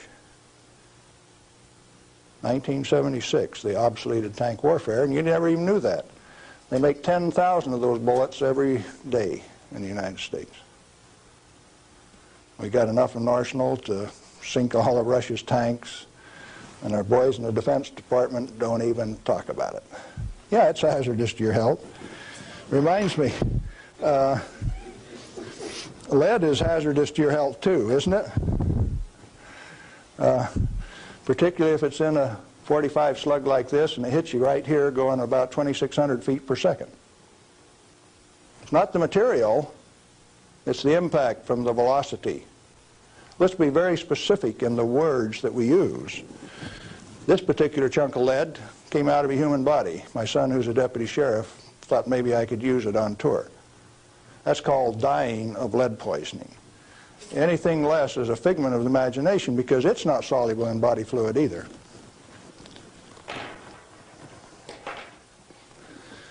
This is a pellet of cobalt-59. If you put it in a reactor into a neutron field, you can convert cobalt-59 to cobalt-60, which gives off a gamma. It becomes the source that doctors use to irradiate patients to 7,000 Roentgen for one patient. The total dose absorbed by radiation workers at 3 Mile Island in the last 6 years is something like 1,500 Roentgen. 5 times more given to a single individual in a doctor's facility. Now, do you know why I say that the federal regulations are absurd? And if you live by those federal regulations, maybe you're being absurd too? This same material that's labeled high-level waste by our current government, our current Congress. Now, plutonium is an interesting chemical element. It is created in a nuclear reactor. The Manhattan Project built 8 of these reactors at Hanford. The first one took 12 months from sagebrush to nuclear steam to build, and it had never been done in that size before. How could they do that? Why did they do it? To create this element called plutonium. Plutonium has been assessed as being the most hazardous material on Earth. Now, from the standpoint that you can make an atomic weapon out of it, yes, it is quite hazardous, because a piece of it that big, 2.5 kilograms, that's only 5 pounds, is the force that delivered 20,000 tons of TNT equivalent over Nagasaki. Indeed, it is hazardous. The one over Hiroshima that had fully enriched U-235 in it was 5 times as big. So plutonium is more dangerous than U-235, is it not? By a factor of 5. It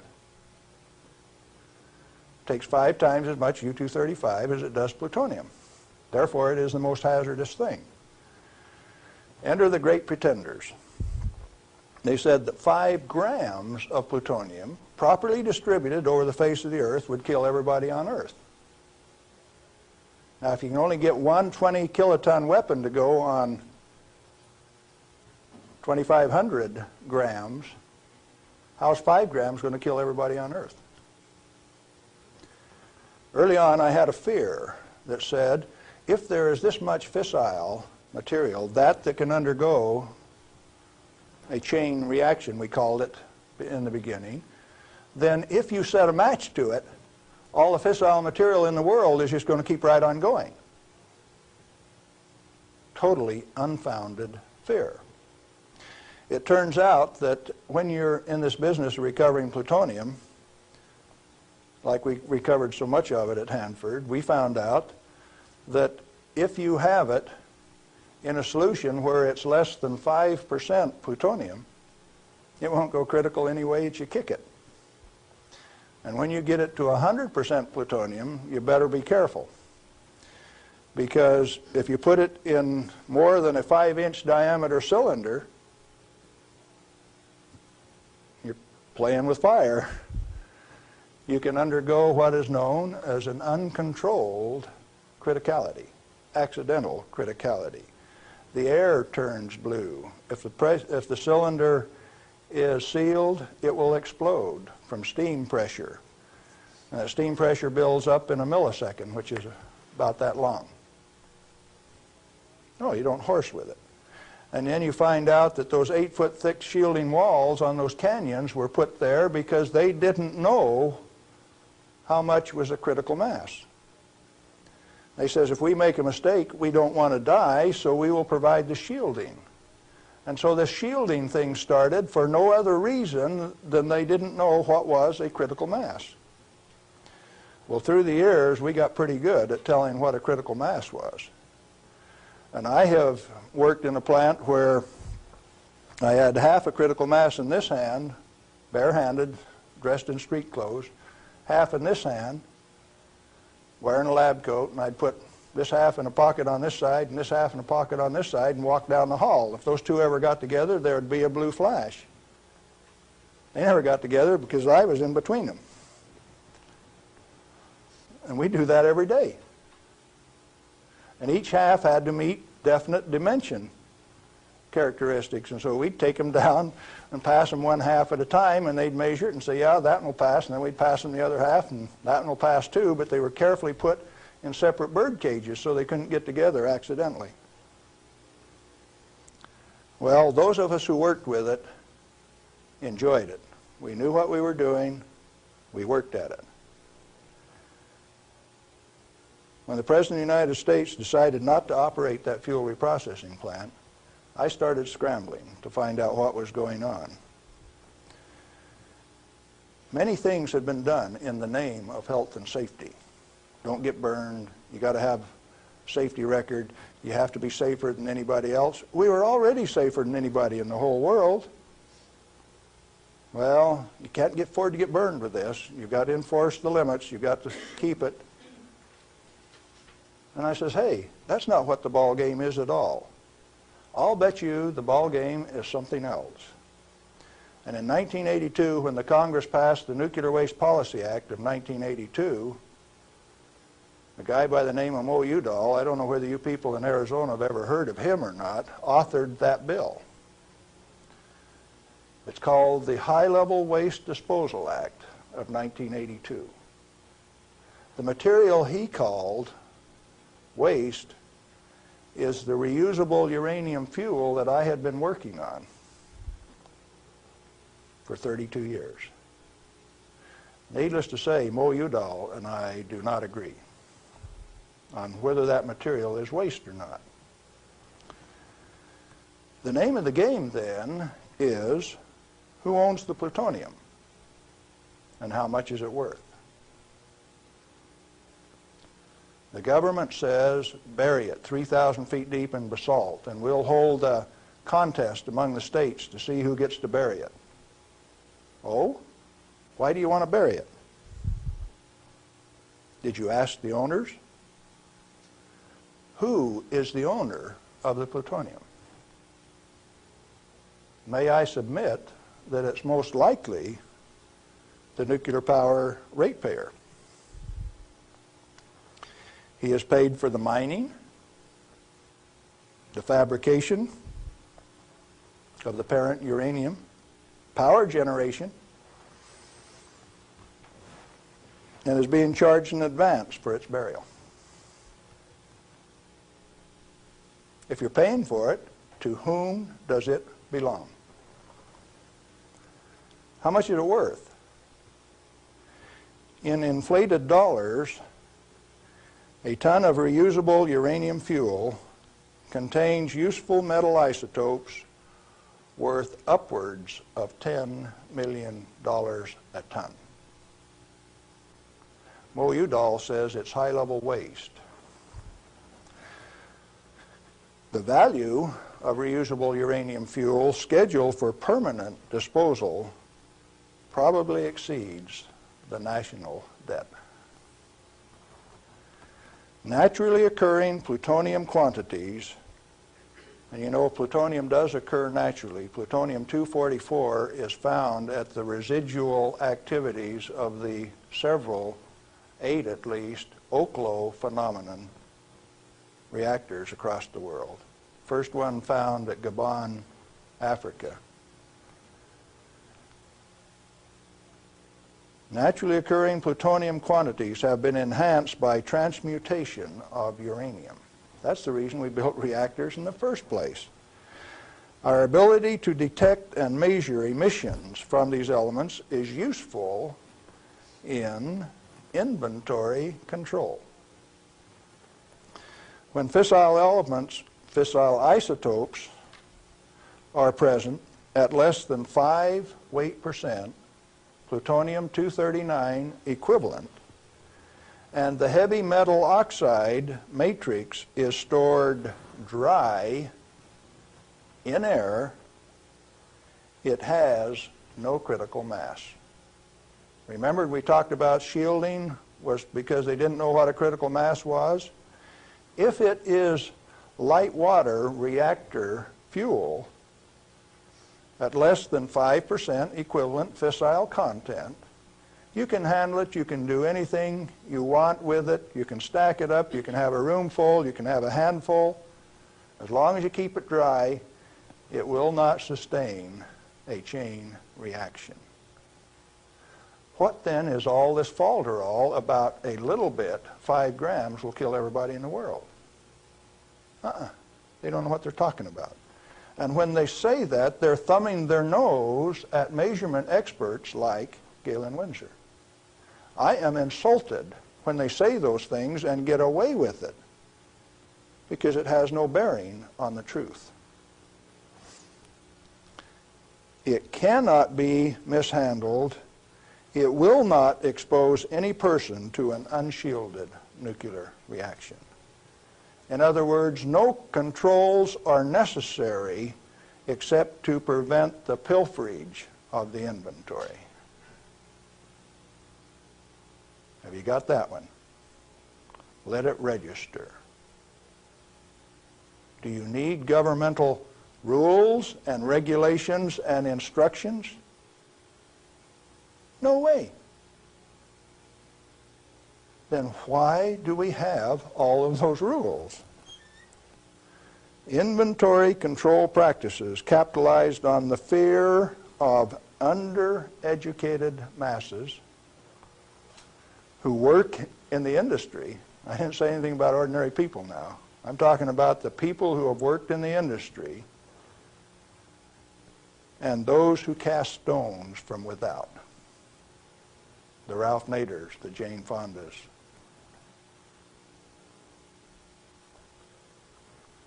Now, it doesn't take you much thinking to find out that maybe the industry is the source of the problem. The industry is the one that made up the committees that made the rules that the Congress enforced. You ever thought of it that way? The strangest kind of feather bedding that's ever been dreamed up, it makes the railroad engineers look like pikers. The only amounts of fissile process materials that are of health concern to the handlers are those that can accidentally cause an unshielded nuclear chain reaction, or that will cause erythema from the shortest wavelength, highest frequency, and therefore the most easily shielded ultraviolet light emissions of the electromagnetic spectrum. Big words. Let's see what they mean. The emissions from uranium, plutonium, cesium, all of those things are only important if you assemble an amount that if you get this amount and this amount together, it can go critical. You can get a blue flash and therefore get burned. And that's happened 34 times in the business, and 8 men have died as a result of that. Accidental criticality. Documented in Los Alamos document 3611, if you want to check the source. Or if you've got enough of it together that it's giving off ultraviolet light of this particular wavelength and frequency without any intervening shielding, enough to burn you, sunburn you, erythema, reddening of the skin. If it's less than that, if the effect is less than that, then what is the problem? Excessive government regulation. That's what's the problem. Why then are we still playing this game that any amount of this material is of hazard? Reusable uranium fuel, which has been isotopically enhanced in power-producing reactors, is a valuable national resource, not a high-level waste. The utility operators recognize the future worth of this commodity. Mo Udall, in that Nuclear Waste Policy Act of 1982, imposed a tribute of $1 mil per kilowatt hour, $1 per megawatt hour on all electricity produced in a nuclear plant so that they can research and develop methods to throw it away.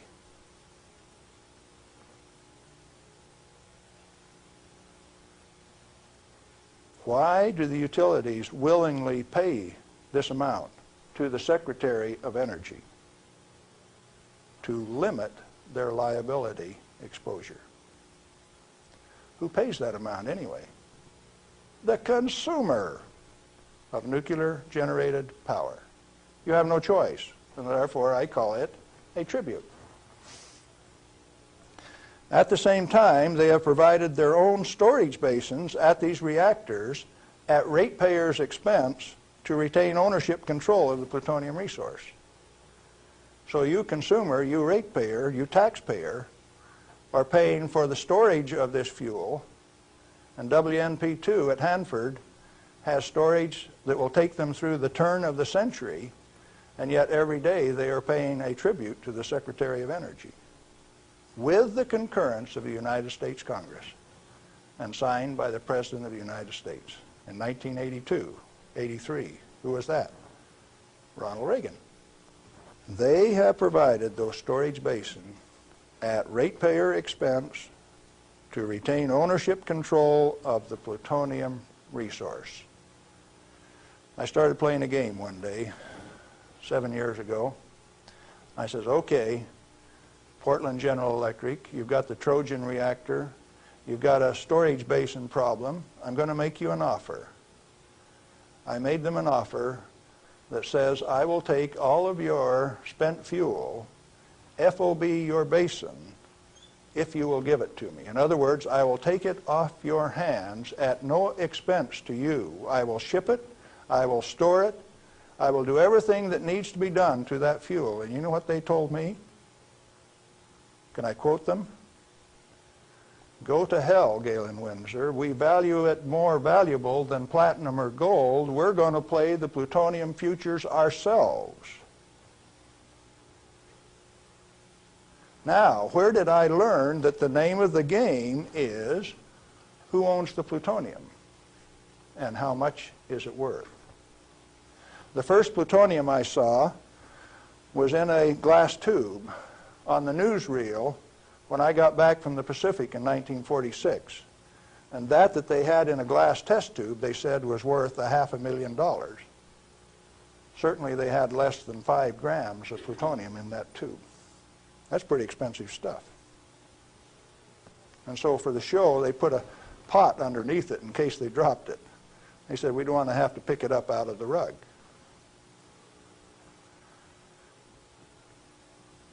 When it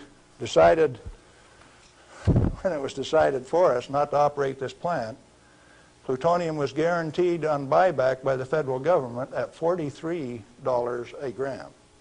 That's quite a price drop, don't you think?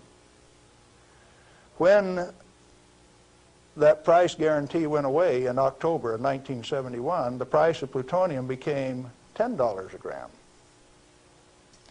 It steadily went down to where its present worth on the market is a minus $2 a gram per year. That's what it costs you to hold on to a plutonium inventory on a material that has been declared worthless by the utility owners and rubber stamped by the Congress of the United States, and they're spending billions of dollars digging holes in ordinary rock so that they can throw it away, dispose of it. Okay, what are you going to do with it? Reusable uranium fuel may be properly stored in air-cooled, dry storage in a cost-effective manner. Nuchem in Germany offers this immediate and long-term option as a necessary and safe step prior to reprocessing. They're doing it in Europe. At least 4 regionally located facilities are available in the United States where this concept can be used right now. Barnwell Nuclear Fuel Plant in South Carolina, Midwest Fuel Recovery Plant in Morris, Illinois, this one, Nuclear Fuel Services in upstate New York, and Redox Processing Plant at Hanford, Washington. These fully shielded, already radioactively contaminated storage areas have secure, limited access. All have been operated under processing conditions of 10 CFR 50, and the MFRP has a 10 CFR 70 storage license, the only licensed storage facility away from a reactor in the United States. It singly, all by itself, is capable of storing all of the reusable uranium fuel that needs to be moved away from power reactors for the remainder of this century. We had that storage designed in 1975. Had the approval of the design. Why then are you spending money over here in New Mexico on the waste isolation project? Why are you spending money at Hanford at the basalt waste isolation project? Why are you spending money at Beatty, Nevada for storage when I can already store it in this building that's already built? I just named you 3 others that can do the job all by themselves too. And I know where there's 14 more buildings that can do it. What are we going to do? Redox and other excess facilities at Hanford are capable of dry storing all commercial REF until plutonium recycle, at least through 5% enrichment, is reestablished, or until the 22nd century, whichever comes first. RUF can be cost-effectively stored in existing facilities. Where does Mo Udall came off then, saying that you cannot use this plant for its intended purpose unless it is owned by the United States government. He has said that. The waste isolation projects are politically mandated wasting of national energy and construction resources. Plutonium proliferation by diversion of stored reusable uranium fuel is of minor importance compared to global availability of fully enriched uranium by laser isotopic separation. Let me explain that last thing that I said. Jimmy Carter said you can't ship plutonium to India, but in the same paragraph said you may ship them fully enriched uranium. Oh, Jimmy Carter, that peanut brain? What did he just say? He says that when the Israelis took out the reactor in Iraq, they had fully enriched uranium from France, and they says those rascals, those Iraqis, are going to take that fully enriched uranium, put it in that reactor, irradiate it to plutonium, and therefore have to recover the plutonium in a plant like this, and we stopped them, when the fully enriched uranium makes a better weapon than the plutonium in the first place. Now, when the President of the United States says things like that, and when the press gives it credibility, I get insulted. And right after I get insulted, I get angry. And I've been angry for quite a while now. And finally, one day, I said, my own personal security is not important. I think I'll go tell this tale. All I want is to tell my story. The commodity that I communicate is called truth. And so then I ask you a question, a very brief, pointed question. Who owns the plutonium, and how much is it worth? And then I'm going to attach on to that a question I want you to think about till we talk again. If you haven't been burned by this particular source of radiation, what is your problem? You obviously have one. Otherwise, you would join with me in telling the truth about this particular commodity. And so yes, I'm recruiting helpers. What happened to the guys who taught me the business? Thousands of them. The hands-on business. Where are they? They're still there. Why don't they talk? Who are the they that say this is the way the business is going to be run, whether it makes sense or not?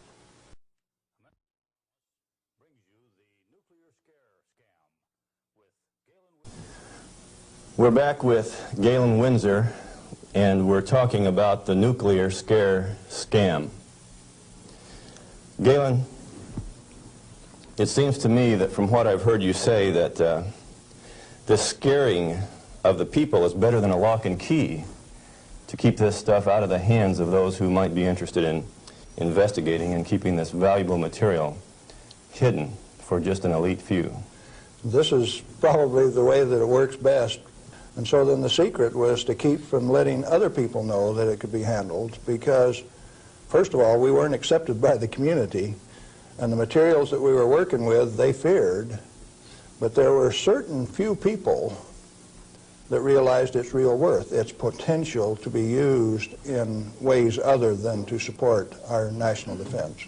Let me ask you a question, Galen. Are you worried about do you have reason to be worried about your personal safety? Because the kind of people that you're describing here are powerful people. I wonder if you're still around. I wonder how much longer we can expect you to be in this game. Well, on the 13th of December last year, the NRC, Nuclear Regulatory Commission, Region 5, turned out a federal SWAT team to get me on a federal warrant issued by Bob Thomas out of Walnut Creek, California. It was kind of funny in a way. They turned out this federal SWAT team at Hanford, and they had my picture, and alongside it says, "This is an irrational individual. He poses a threat to our security. Take him at any cost." Now, the reason that I'm still here only has one logical conclusion. I have lots of help. Well, you've told us about how that you and others of your friends and colleagues have handled many times this so-called deadly nuclear energy material that the whole world is so scared of. Why weren't you afraid of it? Because we did silly things like recover some of the undissolved fuel elements out of the redox dissolver that burned a hole in it. And we went in and sampled these things by remote process. We got it out into our hands and found out that we could walk around the lab with them barehanded and they wouldn't hurt us. And we were standing there in the lab tossing them back and forth. Uranium metal that wouldn't dissolve in the boiling nitric acid.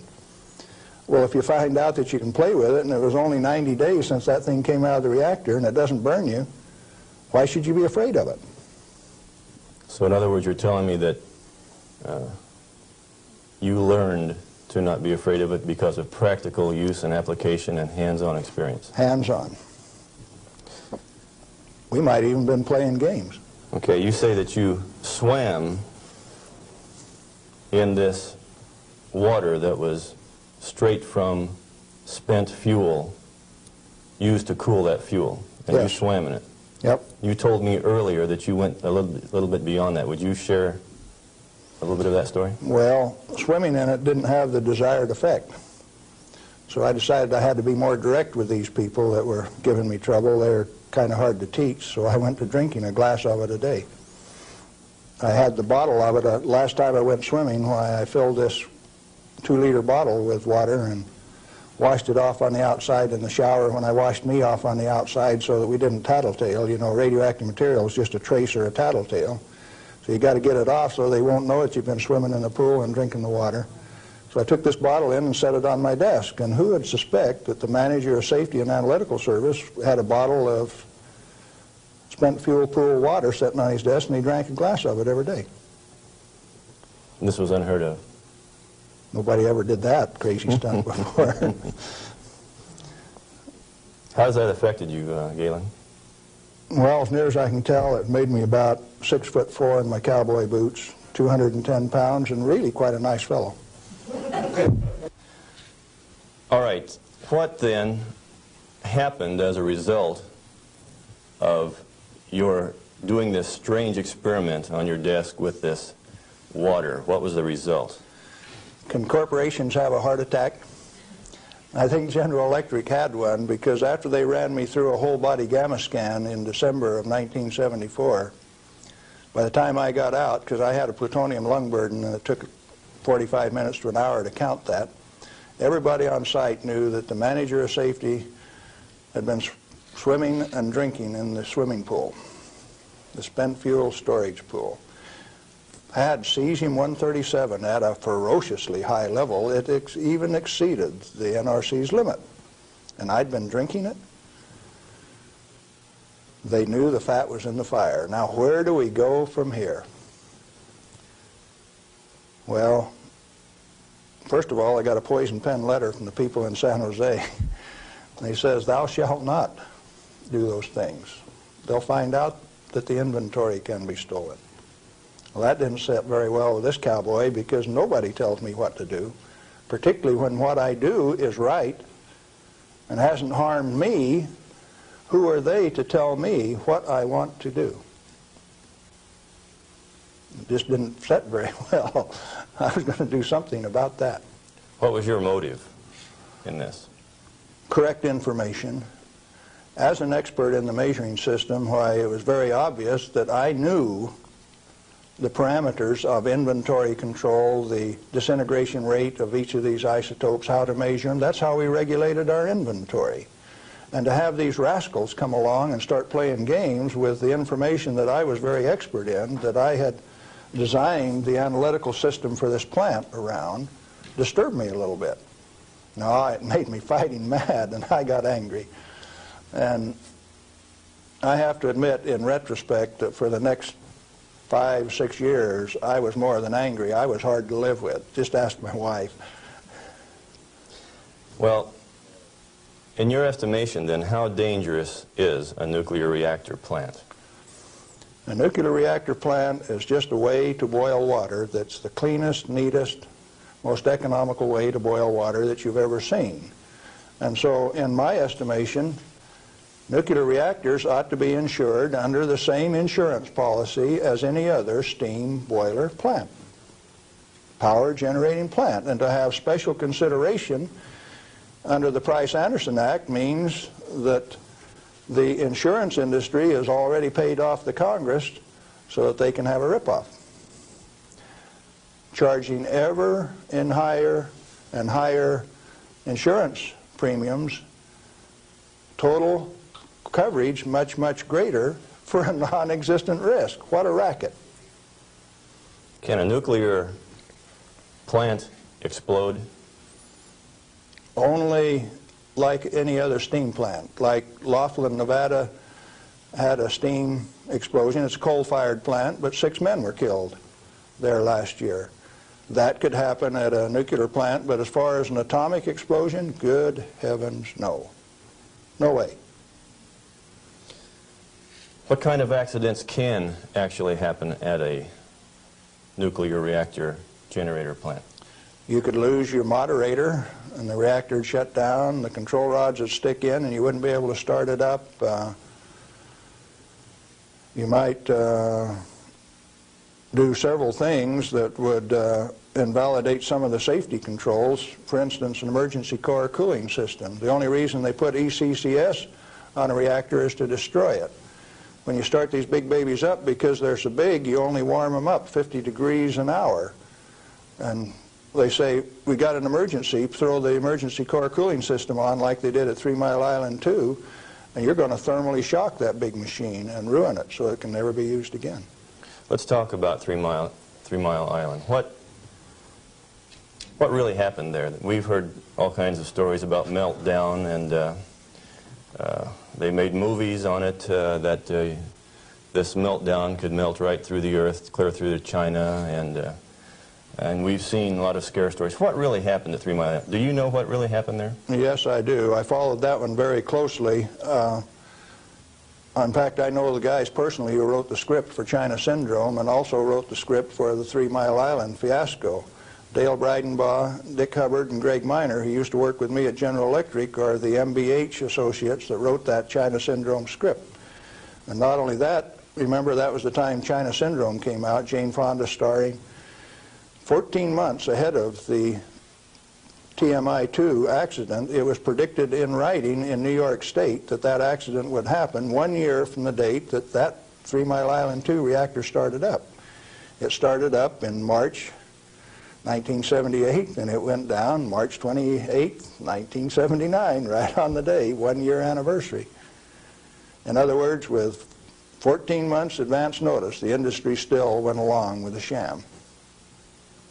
Nothing happened there except that the owner, the operator, and the regulators conspired to turn it off. What melted? The top of the fuel rods, the third time that the core got uncovered, due to internal pressure, blew the top off some of those rods. They've got Inconel springs in them to keep the pellets, fuel pellets, from vibrating when it's running. Those things are under compression, and when they reduced the outside pressure and the fuel rods were still hot, it blew the top off some of those fuel rods. The fuel rods in TMI-2 are internally pressurized to about 1200 psi with helium gas so that they don't reverse dent when they're hot and running for 5 years. And when they drop the outside pressure, why, that internal pressure with those hot rods blew the side out of some of those rods at the top. But melting, the fuel is already an oxide ceramic. It is a pellet. It's been pressed into a ceramic. When you pick it up and feel it, it feels like metal. It's pressed so very, very tight, hard. And so, no, the fuel didn't melt. The China Syndrome is a scriptwriter's fantasy. Right here, I ought to tell a story, I guess. See, I spent 3 weeks on the island in March of 1981, the 2-year anniversary of this particular, quote, accident. And Tom Hall, who stood alongside Enrico Fermi when they pulled the control rods on 100B in October 1944 at Hanford, and I were delegated to go to the island and find out what happened, and so we did. We went over all of the records and everything else, and there, as we could tell from performance records, 51 thermocouples, for instance, only one of which went over 1,000 degrees Fahrenheit. The center line temperature of those rods when they're running is 4,032 degrees Fahrenheit. And so they say things like over 50% of the core was greater than 4,000 degrees. Yes, it was. If it wasn't running at 100% power. So they take that kind of information and bugger it all up so that you don't understand what's going on. They give you a little bit of it. Well, the worst joke that people could dream up, and they says, do you know what the NRC's worst nightmare is? No, I don't know what that is. Galen Windsor and Tom Hall in the TMI-2 control room for an hour by themselves. You know why people that know laugh? These crazy guys from Hanford would have started that baby up and showed that it would run. We'd have started it up, and they were afraid of us. So there was no accident at 3 Mile Island? No, they did it on purpose. Shut her down.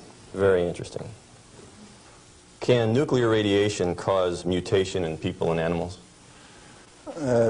If a cell gets too much radiation, it dies. And so if it is a sperm or an ovocyte, why, they die. They don't reproduce, and there are no mutations. I think the good Lord built that safety factor in. So you're saying that mutation in future generations is an unfounded fear? Yes, and the studies of the people at Hiroshima and Nagasaki have borne that out. Those people do not have that. Now, they showed the immediate effects of too much radiation. The women who were pregnant showed, the embryo showed the effects of very similar to rubella, measles. Some deformity, certainly, from that radiation insult. But that's not the kind of mutation that's going to go on to the next generation. Galen, what and where are these burial sites, and what's in them for this so-called nuclear waste? I've been hearing stories about stainless steel containers buried in concrete under the ocean, boiling for over 2,000 years. That sounds like a real story. Let me start out by saying there are no nuclear waste, only materials created in a reactor to be recovered and used beneficially. Now, high-level waste is radioactive and self-heating.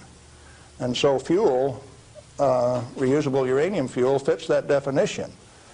But if you disregard its intrinsic worth, why then, yeah, it would fit the definition of high-level waste. But let's say there isn't any high-level waste, only material to be recovered and used beneficially. Then what's the low-level waste fiasco? That's an excuse for a federally mandated, non-inspectable disposal system so that organized crime can get rid of any evidence that they want, and it can never be dug up again. They're afraid to look in there. Not afraid. They don't want you to. They've got rules on the transport so that if you have an accident with a low-level radioactive waste shipment, why, you call out all of the state police and you make sure that nobody looks at it, that nobody gets exposed, that there's no spreading of the contaminated material. And it's also that you don't find out whose body's in that drum. The situation got so bad that the smell of human flesh was so great that they made it so that you could ship animal biological waste in refrigerated vans so that it wouldn't stink up before you got it buried. What is then in these low-level or high-level or whatever containers under the ocean? Nothing. But if you see, they were one time dropping barrels of radioactive waste off barges in the ocean. Do you know what was in them? Not high-level self-heating radioactive waste. Probably had a few bodies and a few guns and a few knives and a few evidences in them too. If you drop them in the ocean, they are truly disposed of. So you know there's an international trade in that right now? You can't do it in the United States, so they transship it across the ocean to South Africa, and they can bury it offshore. So what is in those drums? Well, that's what you're telling me then, that I needn't worry about boiling drums under the ocean for 2,000 years. No, no way. Thank you. I'm glad to know that.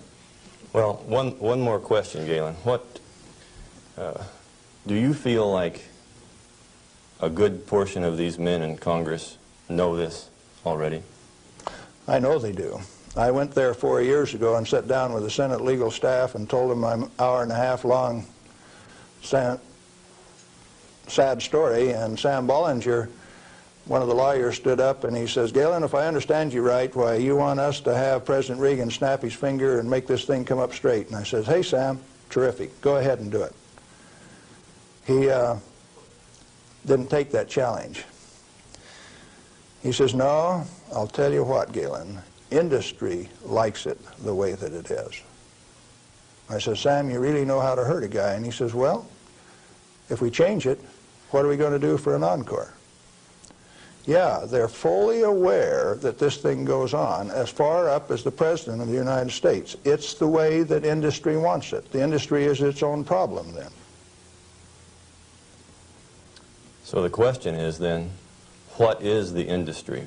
What is the real story here? Is this an industry of nuclear energy?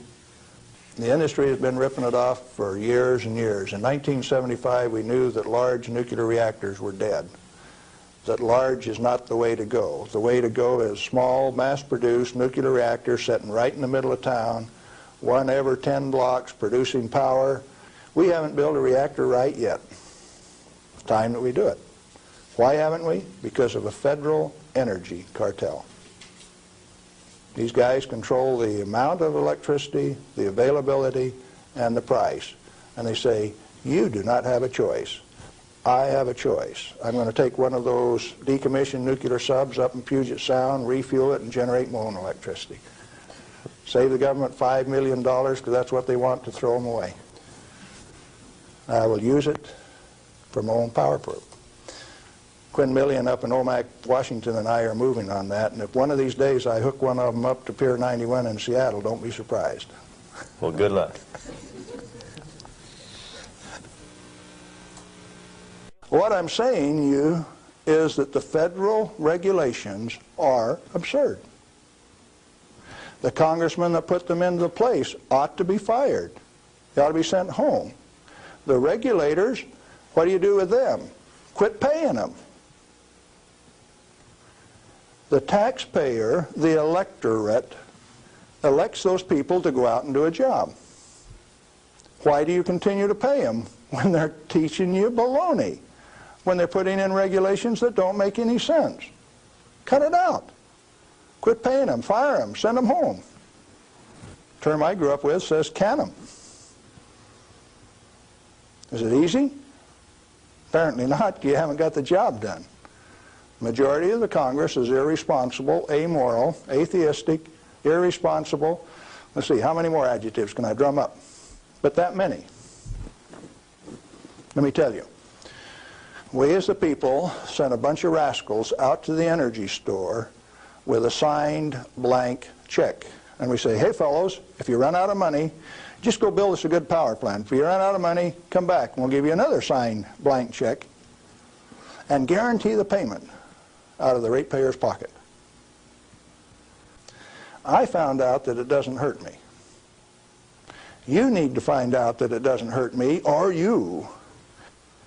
In fact, the only reason for the existence of these big transcontinent distribution lines would be if they could compete with a small mass-produced reactor sitting in your backyard. Why don't they want you to? Because they are the federal energy cartel. They like to set the price, the total availability, and whether you can hook onto it, and if you don't pay your bill, cut you off.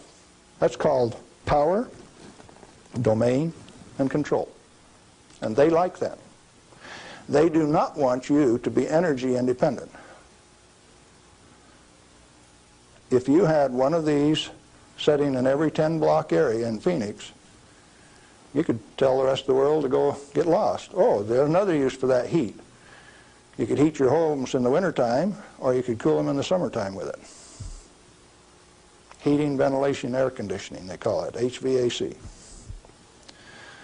In countries where it freezes, you could run that hot water out and chase the frost away in the spring and in the fall. And they found out that plants grow faster in warm water anyway, so you'd irrigate with it all summer. We got troubles in this country. I'm telling you what the problem is. Doing something about it, responsibility is yours.